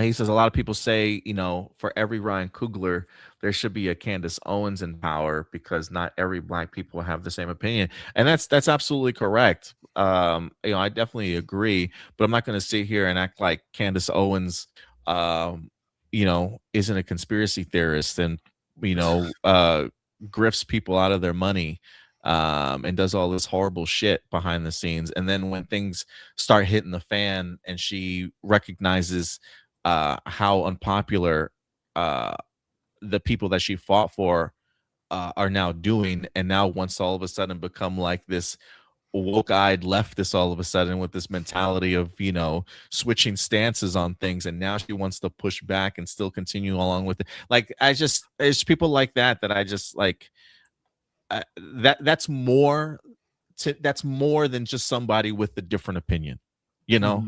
Like I do believe that you can have somebody conservative, a black conservative on the other side that isn't fucking crazy. Okay, like that's, you know, there's a difference. Like it's that Ryan Coogler and Candace Owens to me are not apples to apples, you know. It's sensible to fucking crazy. I was gonna say, because like, oh my god, and that's okay. I gotta say, man, this is gonna make me sound like a terrible person, and I don't care. I am so entertained by like how much shit she is starting, and like how batshit insane she has gotten recently with all of her conspiracy theories. Yeah, exactly. It's like I'm hearing all about it like secondhand. I don't like follow her or anyone that's like part of the Daily Wire, obviously, but like I watch Philip DeFranco, and so he covers this shit all the time, and it's just like, it's just entertaining to me because it's like yeah, she's just basically kind of become like this weird chaos incarnate that's like just going on in the middle of this MAGA civil war, and it's like, oh my god, it's hilarious as someone who's just watching as a complete like outsider, like watching from the outside. Yeah, dude, it's pretty. So yeah, I mean, I do think that there are, you know, political and religious beliefs that are different should certainly still be showcased, but I think you can do that with very sensible people. Sorry, I have to make one more point about this. I bet you that the same people who say true diversity is diversity in beliefs would also bitch if you actually had like characters with multiple different religions, if it was anything but Christianity. Christianity, yeah, probably. Because yeah, their idea of religious opinions is as long as it's Christian. Yeah. Separation from church and state, unless it's Christianity. Yeah. My friends call me Joseph. What's up, Joseph? While Elizabeth Shue stepped in to replace Claudia Wells for the sequels, many fans argue the character's minimal role, spending most of the journey unconscious, rendered the recasting unnecessary compared to the creative ways George McFly's absence was handled. To better honor Wells, the production could have utilized recap footage and written Jennifer as staying behind in 1985, potentially allowing for a meaningful cameo return in the film. Given that her presence in the film had little impact on the plot, would the narrative have felt more seamless if the filmmaker had simply left Jennifer at home instead of bringing a new actress along just to keep her sidelined? don't think it was disrespectful because it's not like she had any it's not like she had any ill will towards Back to the Future. She just left because she wanted to take care of her mom. I thought it was fine. I think they just wrote the movie with the assumption that she was still going to be in it, and when they found out she wasn't, they just decided to recast her because they didn't want to rewrite the film, which, you know, to me makes total sense. Because I won't deny that she was sidelined, but I think she was sidelined because that's how it was written in the original script before she declined to come back. Also, I have a confession to make. Several times, I don't think it was until like high school when I actually noticed that they were two different actresses. Dude, that was literally going to be my next talking point, was like, when I watched these growing up as a kid, I barely even noticed. Like, it really wasn't until I became more aware as I got older that I'm like, are these two different actresses? Because they almost look eerily similar to me, honestly. So like, I really don't complain about the recasting just because it's like I barely noticed it, honestly. I really didn't. That's so funny you mentioned that. I was like, okay, I thought it was just me, but I'm glad to know it wasn't just me, Stuart. I'm now glad to know it wasn't just me too. No, it's not just you. That was literally about to be my argument. Like, dude, I could barely tell, so I really could care. I could really care less.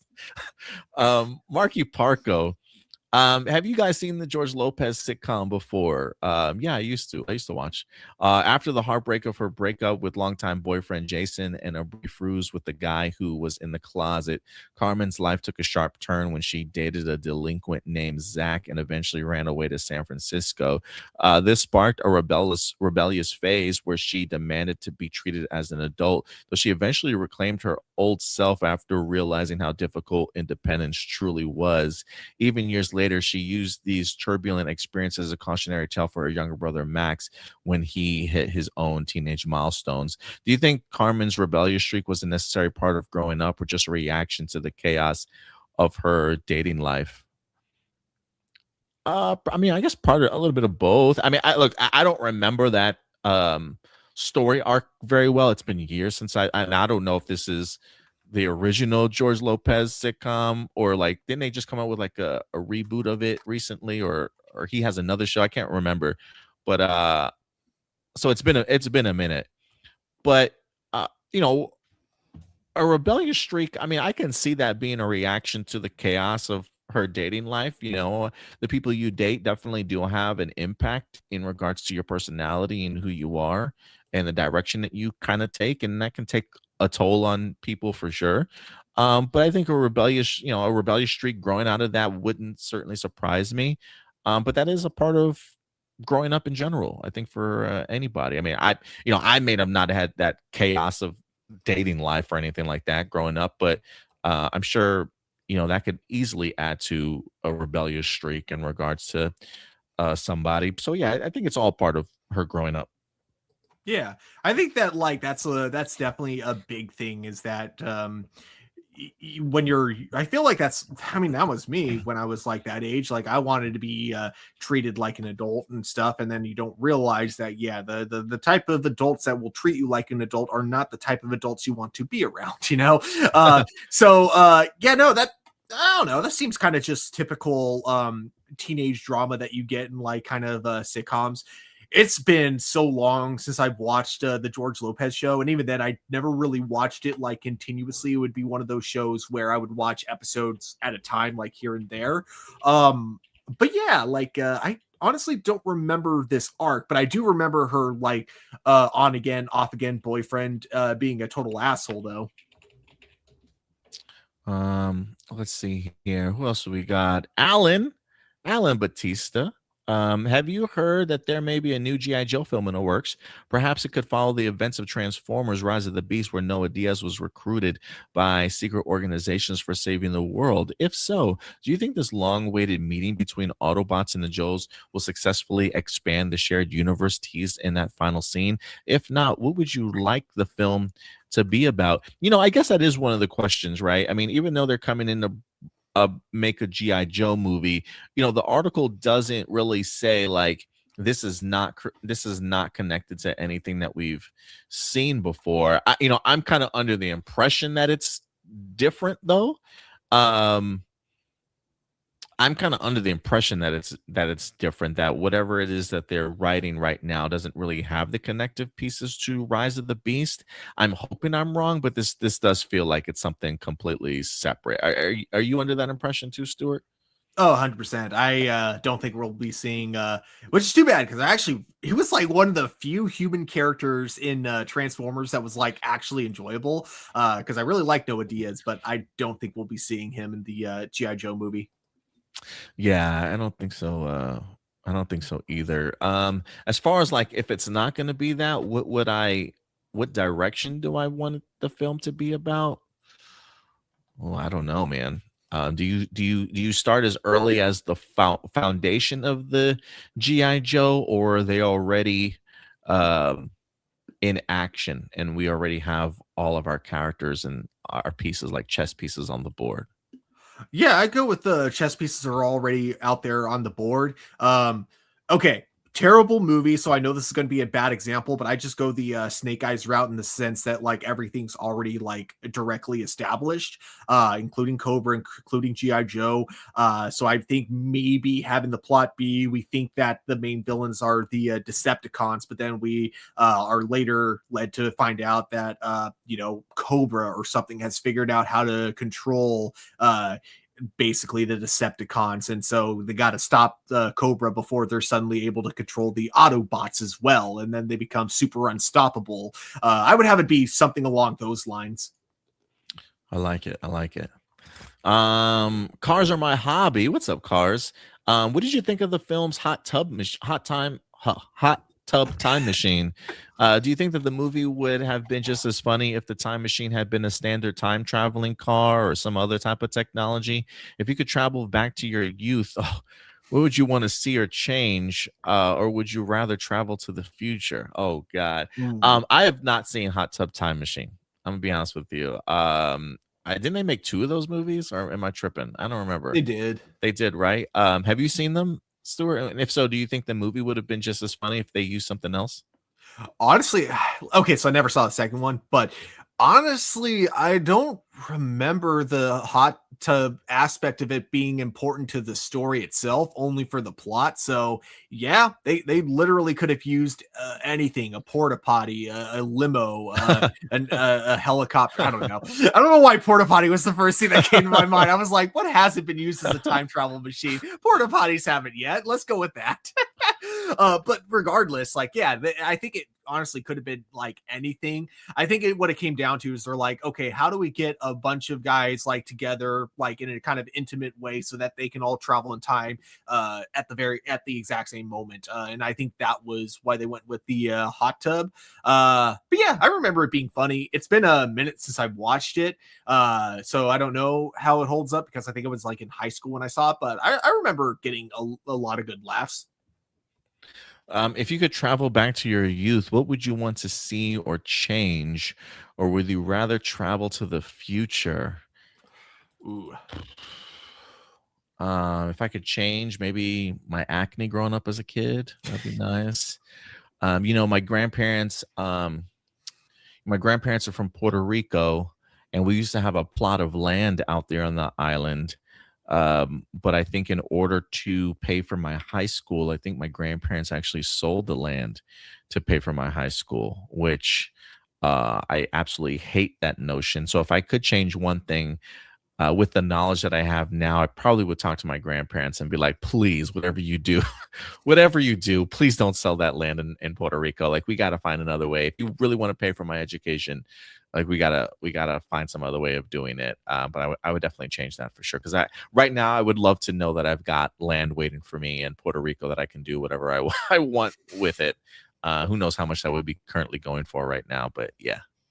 Yeah, kind of a similar situation. It wouldn't have been me talking to my parents or anything or grandparents. It would have been me just starting college earlier, because back when I could have done it without having to rely on any financial aid or anything like that. That's probably what I would have done.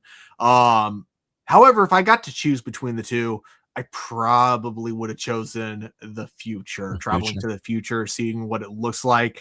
And then one of two things, either pulling a Back to the Future and get rich gambling on sports, or probably, especially, okay, here's the funny thing. Nowadays, I could get super rich gambling on sports because sports apps now have very specific conditions where it's like, oh, how much do you want to bet this guy is going to do this exact move during the basketball game at least 37 times, that very specific move, that very specific number.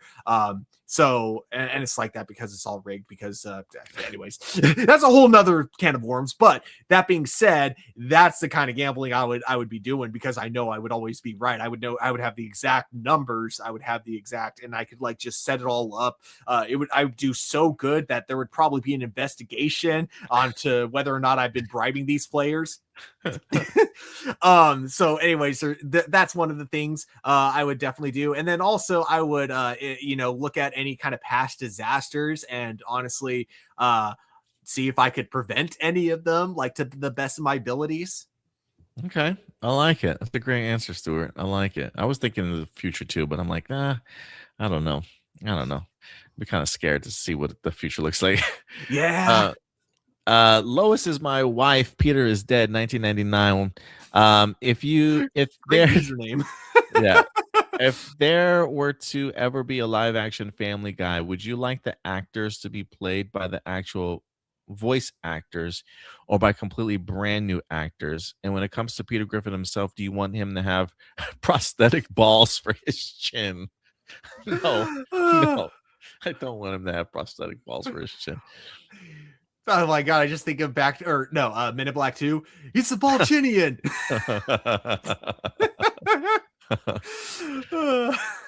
Would you like the actors to be played by the actual voice actors? No, give me brand new actors. I'll take brand new actors. Yeah, I love me some Seth Green, but like I would not be able to buy him as a overweight high schooler. I don't care what makeup you put on him. I love it. Jessica Friedman, with Stephen Amell cast in the new Baywatch series, would you like to see some Arrowverse alumni show up in a guest star role? And which Arrowverse show do you think got canceled too quickly? Ooh. Do I see Arrowverse alumni showing up in a guest? You know what? I will throw out, I think at least one will show up in a guest star role. I don't know which one, but I do think at least one will show up, Stu. Yeah, I'm going to agree with that. And whether it's because of Stephen Amell or it's just a complete coincidence, I think it'll happen at some point in the future. I think the actress that played Thea Queen has a chance of popping up there. I'm also going to say Jessica Harkavy, but who played Black Canary, but I think she just had a kid, if I'm not mistaken. But I think so. I don't know. She might be in the mom life now. I don't know if she's doing acting anymore. But those would be my two suggestions. But I don't know. My two would be Sarah Lutz or David Ramsey. I feel like David Ramsey, with how ripped he's gotten over the years, would be like perfect for a show Baywatch. Yeah, you're right. Which Arrow show verse to you got canceled too quickly? I guess Batwoman would be one that got canceled too quickly after like only 3 seasons, never really having a chance to. And I think it also sucked just because of like the big shift they had from seasons 1 and 2. They never really had a chance to find their footing, I don't think, when it came to that show. Or they kind of were getting their footing right in season 3, but then that's when it ended. Yeah, I've got 2 answers for this. Now, to be fair, I don't think the first one I'm going to say, I don't think I watched the last 2 seasons of this show, but Stargirl, because Stargirl was so damn good. I really would have, like, the first season was so damn good to me. Maybe I did watch season 2. I can't quite remember off the top of my head, but Stargirl probably should have continued on, and probably a surprise to some, but Gotham Knights. I actually walked away with season 1 kind of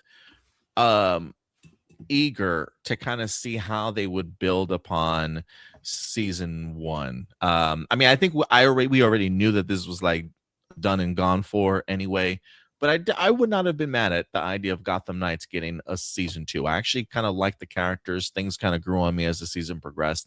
I wouldn't have minded seeing a little bit more. Nathaniel, what's up, Nathaniel? Did you know that actor Jon Favreau, the guy from the MCU who played Happy, he used to be on the show Friends as the rich boyfriend and of Monica, who was also a boxer. Some people didn't like him because they saw him as a very self-absorbed and think he was 4. I don't know what that means, but he was also the director of the Elf movie. He also had a cameo as the Doctor. What do you think of his characters on both? In Alpha, I thought that was like kind of a clever way to put yourself into the movie. Way to like kind of, he was kind of like the one that like kind of kept the plot going forward when he took Elf to the Doctor, and he's just like, no, you can't just kick this guy on the street. I think that was like kind of like that extra persuasion of, come on, he's your son, get to know him. So yeah, I liked him in Elf. No, I thought he was funny in Friends. Yeah, he was so good. But the fact that he gets like the absolute shit kicked out of him, and like they even imply that his balls get kicked so hard he can no longer have kids, and yet he's still like, I'm going to do it, Monica. I'm going to be the world fighting champion. Even after that, it's like, okay, I like this guy. It's too bad that was when he got written out of the show, because that was when he became one of my favorite characters. Yeah, he's got a great sense of humor. Like, I usually see him in a lot of comedies. I really enjoyed him. He was great in Four Christmases, Couples Retreat. I enjoyed him in an older movie, Swingers. I thought he was really good in too. And he's a really talented actor in general. Like, I think he can play a lot of different roles if he wants to. I think Chef was probably one of the ones that really opened my eyes to him even more as like what he's capable of doing from an acting perspective. But yeah, Jon Favreau is so talented. Like, and this is one of the reasons why, like, while I get the hesitation that some people might have for things like The Mandalorian and Grogu, you know, I just think of Jon Favreau's experience, you know, not just as an actor, but like as a true filmmaker in Hollywood, because that's what he's known to do. And the fact that he did Elf, which is a Christmas classic that I watch around this house every year, or Chef, or any of his Iron Man stuff. I mean, he's built for movies. And if there's anybody that knows how to do things cinematically and make it feel larger than life, or something that's meant to be shown on the big screen, he knows what he's doing. Jon Favreau is a proven commodity. So yeah, I'm glad you asked that question. I am a big fan of Jon Favreau and his character work for sure. Let's see here. Couple last questions from let me restart this just in case. I'm going to refresh this page just real quick, just to make sure I got everybody. And see, I think we got somebody. I think something else just dropped, but yes, see, I'm glad I refreshed it. Doomsday, do you feel it's really annoying how people can't watch and enjoy Shinkinger without constant comparisons to Samurai, especially when they deliberately go to YouTube or TikTok videos about Jaden just to comment Takeru better? I've been watching reaction videos to Shinkinger lately, and I'm really starting to not like the constant comparisons people make to our version. I'm not really saying they shouldn't critique Samurai at all. I just wish people would appreciate Shinkinger on its own merits. I get that they're basically identical twins, but I'm kind of tired of constant comparisons. I can watch Shinkinger as its own thing without constantly thinking about our American versions. Well, you know, I think, you know, to be fair, I think YouTube videos, and TikTok videos in general, when they're reacting, especially reaction videos, it's kind of hard not to. Like even I think when I did my reaction videos to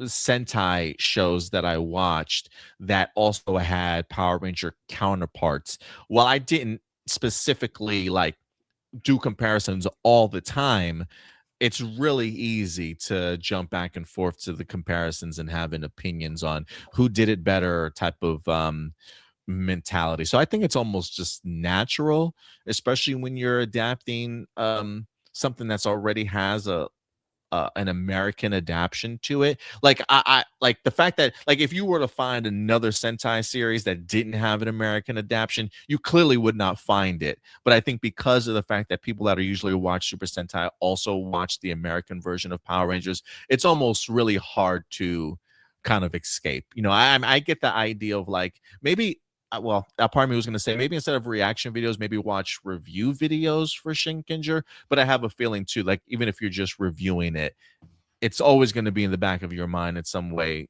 or form to compare it to Power Rangers. Maybe just find somebody that doesn't do it as much, but I'm sure almost everybody does. Yeah, I think it's just really hard with that series in particular because unlike so like Deca Ranger and SPD are extremely similar, but the main difference is when I watch SPD, I don't ever really see myself going, that is a really bizarre choice. I wonder why they decided that. Oh, that's because they had to, because the Super Sentai did it and they had to use that footage. Whereas like every time watching Samurai, it's like I'm like, that's a weird decision. Why did they go with that? And then immediately realizing, oh, right, it's because Shinkenger did it, so they kind of had to adapt it that way because this is literally a 1-for-1. From what I hear. Okay, again, I haven't seen Shinkenger, so I'm only going by the fact that this is the most. I think of all the Power Ranger shows, Samurai is the one that people bring up the Sentai version the most out of any of them, just because like that's the one I hear the most is similar, but. Maybe I should watch Shinkenger one of these days and have an actual opinion of my own on it. But yeah, so I kind of get why with it. But I also do understand the frustration that like, especially if it's a series that you really love and you want to hear other people talking about like other aspects of it other than the comparison bits. I do definitely get the frustration behind that too. During the finale of Cosmic Fury, when Javi was doing his little victory concert, do you think it would have been super cool if they had done a little montage of our Rangers from the beginning of Dino Fury up until now, or if better, a montage of the whole franchise since it was the final season of Power Rangers, kind of like how they did with Kira's song at the end of Dino Thunder? You know, I would not have been opposed to that. I don't know if the whole franchise, but a montage of our Rangers from the beginning of Dino Fury probably would have worked for me. I would have been on board with that. They didn't have any type of montage. It was just him singing and different like shots of people in the audience and stuff. Yeah, it was just a typical concert. Which like come to think of it, that actually I do agree that would have been from cool a creative yeah. From a creative choice. I think that would have been really cool to do something like that, especially with the way they had like ended it on the very last line with Billy kind of realizing, wait a minute, Zordon might be alive. It would have been kind of cool to like kind of flash back to Zordon one last time or something along those lines. How do you feel about Scary Movie 6 with the theater exclusive trailer that got leaked online returning to its offensive humor? Personally, I'm all in for it. Yeah, you know, I went to go see, was it How to Make a Killing the other day? Oh, and they played it for that? And they played it for that. And I was like, oh, like, dude, it looks so good. It looks so good. It looks so funny. They definitely don't look like they're kind of holding back whatsoever. Yeah, I'm for it. I'm personally for it. Yeah, so I haven't seen the full trailer. I've only seen leaks here and there because I've actually been trying to look for it. But it looks really funny. As to like the weird thing of it making fun of like I don't know, because like I like don't get me wrong, Scary Movie 1 and 2 were extremely raunchy and definitely played on some stereotypes that I will admit are maybe kind of went a little too far. Although I may not be the right one to say that because I'm white and it was directed by black men. So it's like if it's black men making jokes about black stereotypes, I don't think I'm allowed to say that's a little much. But anyways, I never really thought they were ever trying to be offensive, though. You know, I think that was why it was weird that they're kind of marketing it this new way of being like, yeah, we don't care about like safe spaces or anything. We're trying to be offensive. It's like, oh, okay, that's not something that I ever like when I think of scary movie, I don't think of offensive humor. I just think of raunchy humor, you know? But that being said, the jokes that I saw in the trailer were hilarious. I laughed hella hard at that moment where the two characters like meet up and she's like, oh, I want to hug you, but I'm a Republican, so I think I'm racist. And she's like, oh, that's okay. All white people are racist to me. I'm like, that was funny. And I love, like, holy crap, the quantity of horror references movies that they're parodying. Yeah, it's like, because like, I mean, Scary Movie 1, what you had like Scream, I Know What You Did Last Summer, and then I know they had plenty of other references, like they kind of parodied the Matrix in that final fight scene. There were plenty of others, but for the most part, like I Know What You Did Last Summer and Scream were like the only two like main horror movies that they were parodying. But like this one, it looks like it's just going for like everything that's been popular in the last 10 years. Yeah, it's like we got to catch up. There's been so many horror movies. We gotta get everybody involved. Exactly. So I will say this movie looks ambitious. I think the fact that they got the Wayans back is extremely important. I think they are brilliant when it comes to just creatively behind the scenes and putting this type of stuff together. And I think they understand. Well, one, I think they know that they can get away with certain humor that others certainly can't. And so I think they are very good at balancing the ability to make fun of yourself and still make it a good time at the movie theaters and let people be able to laugh at themselves a little bit. Because when that line came up, like, oh, I'm Republican and I'm racist, and you're like, oh, I know all white people are racist. Like, people in the audience laughed their ass off when that line dropped. So like, I know people are ready for this type of stuff, but I think the Wayans are smart enough to know how to balance like being able to make fun of oneself and have fun at the same time. So yeah, man, I was as somebody who has not watched a scary movie in like the longest time, to see this trailer and find myself like laughing out loud, like I'm kind of ready for this one. I'm not gonna lie. Yeah. Do you think they're gonna do a him parody at some point, which would be funny because Marlon Wayne was in that movie? I mean, who knows? I'm curious as to like I guess they probably would have had to have. I'm trying to figure out when they filmed this movie, if it was before or after him. So maybe he's got a little bit of that in there. Like it wouldn't surprise me if they managed to plug that in. Mm-hmm.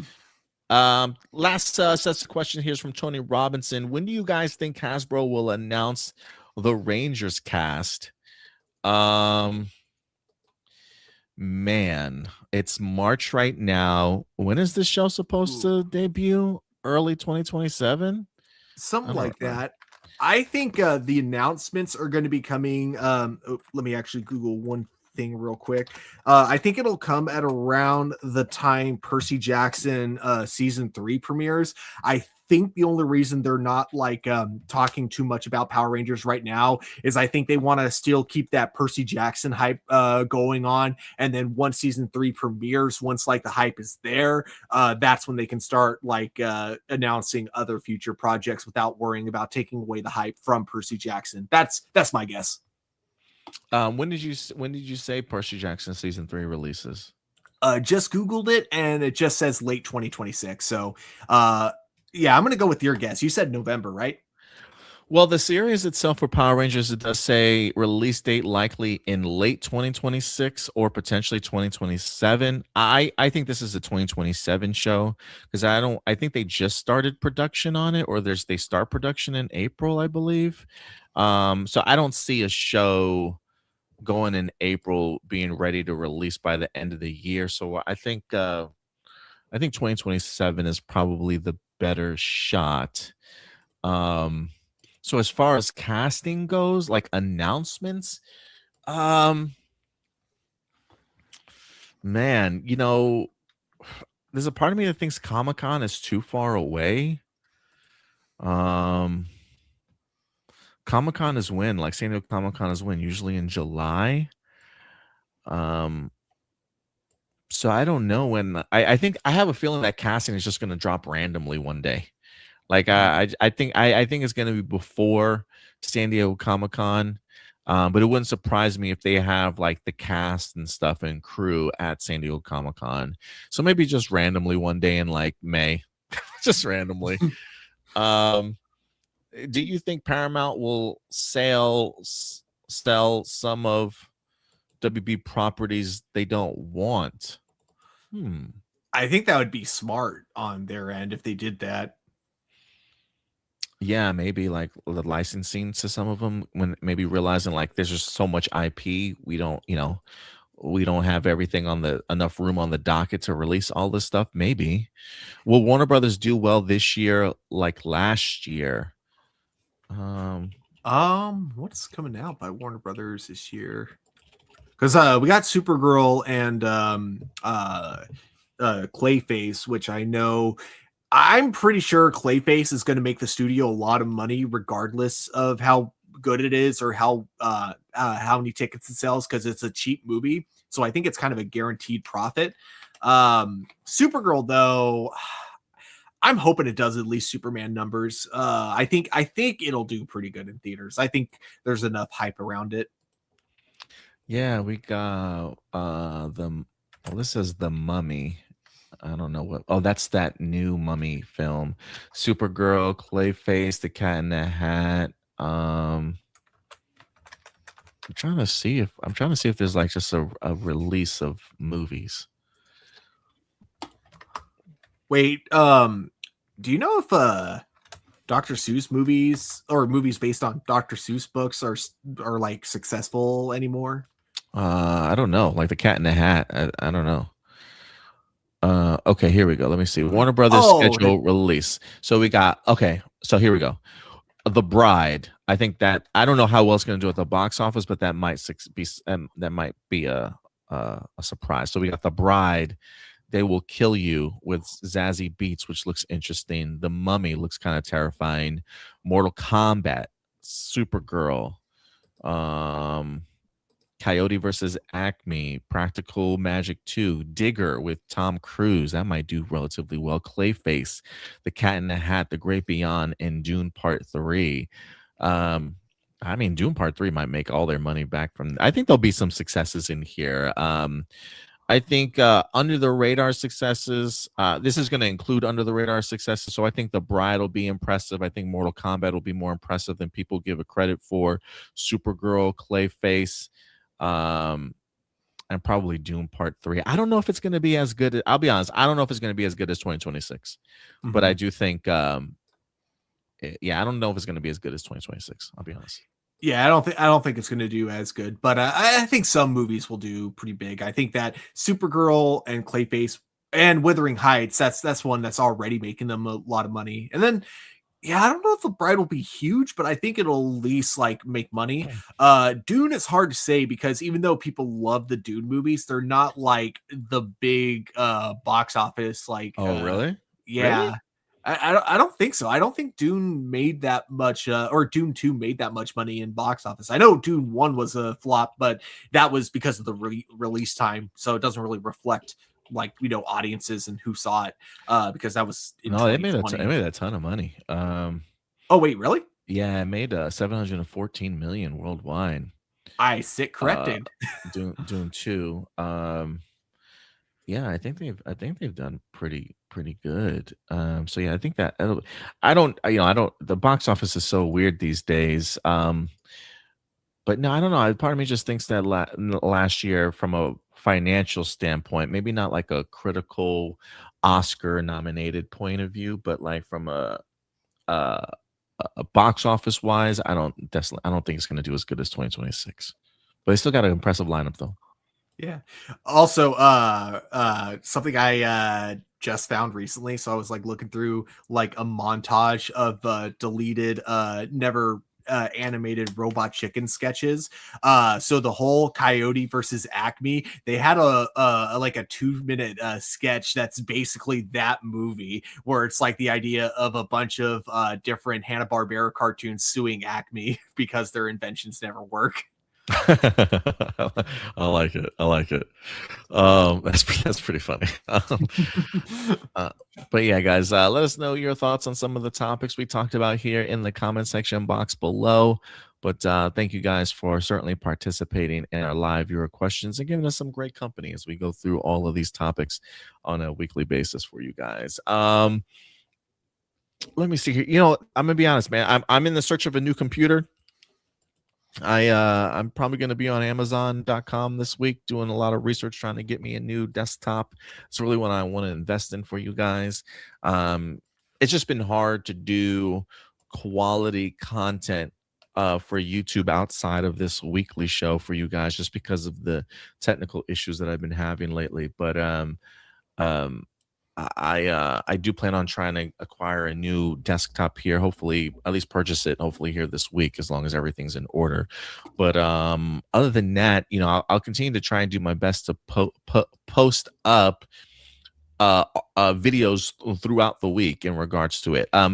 We're going to be having a return of Daredevil Born Again, so we could definitely be doing weekly reviews for you guys there. If there's any other television shows that are upcoming that you guys would like us to maybe do weekly reviews for, let us know. So again, we got Daredevil here around the corner. We've got Maul, Shadow Lord for you guys around the corner that we're going to be doing. But other movie, I have also been thinking about once I get my desktop up, I really would like to get back to doing watch-alongs that we used to do. You know, watching movies together, reacting to it live sort of thing. So those are some of the things that I personally would like to do. But as far as big news, maybe some reviews for trailers, I'll definitely continue to try and drop those on a weekly basis when the news is certainly worthy enough. I was going to do one for the Sony fresh reboot stuff, but I ended up only dropping it over on the TikTok. So yeah, a couple places for you guys to certainly follow us at going forward. But Stuart, if people want to follow you on social media, where can they find you? You guys can find me at Turbo201 over on TikTok, Letterboxd, and Instagram. Pexy says, I'm going to watch episode 3 of Super Space Sheriff Gavin tonight. Where are you watching it, Peg C? Just curious. He gave me some links. I'll send you the links that he sent me. Perfect. But yeah, I'll send you the link that he sent me. Stuart, have you gotten your March calendar yet for work? Do you know any availability that you have?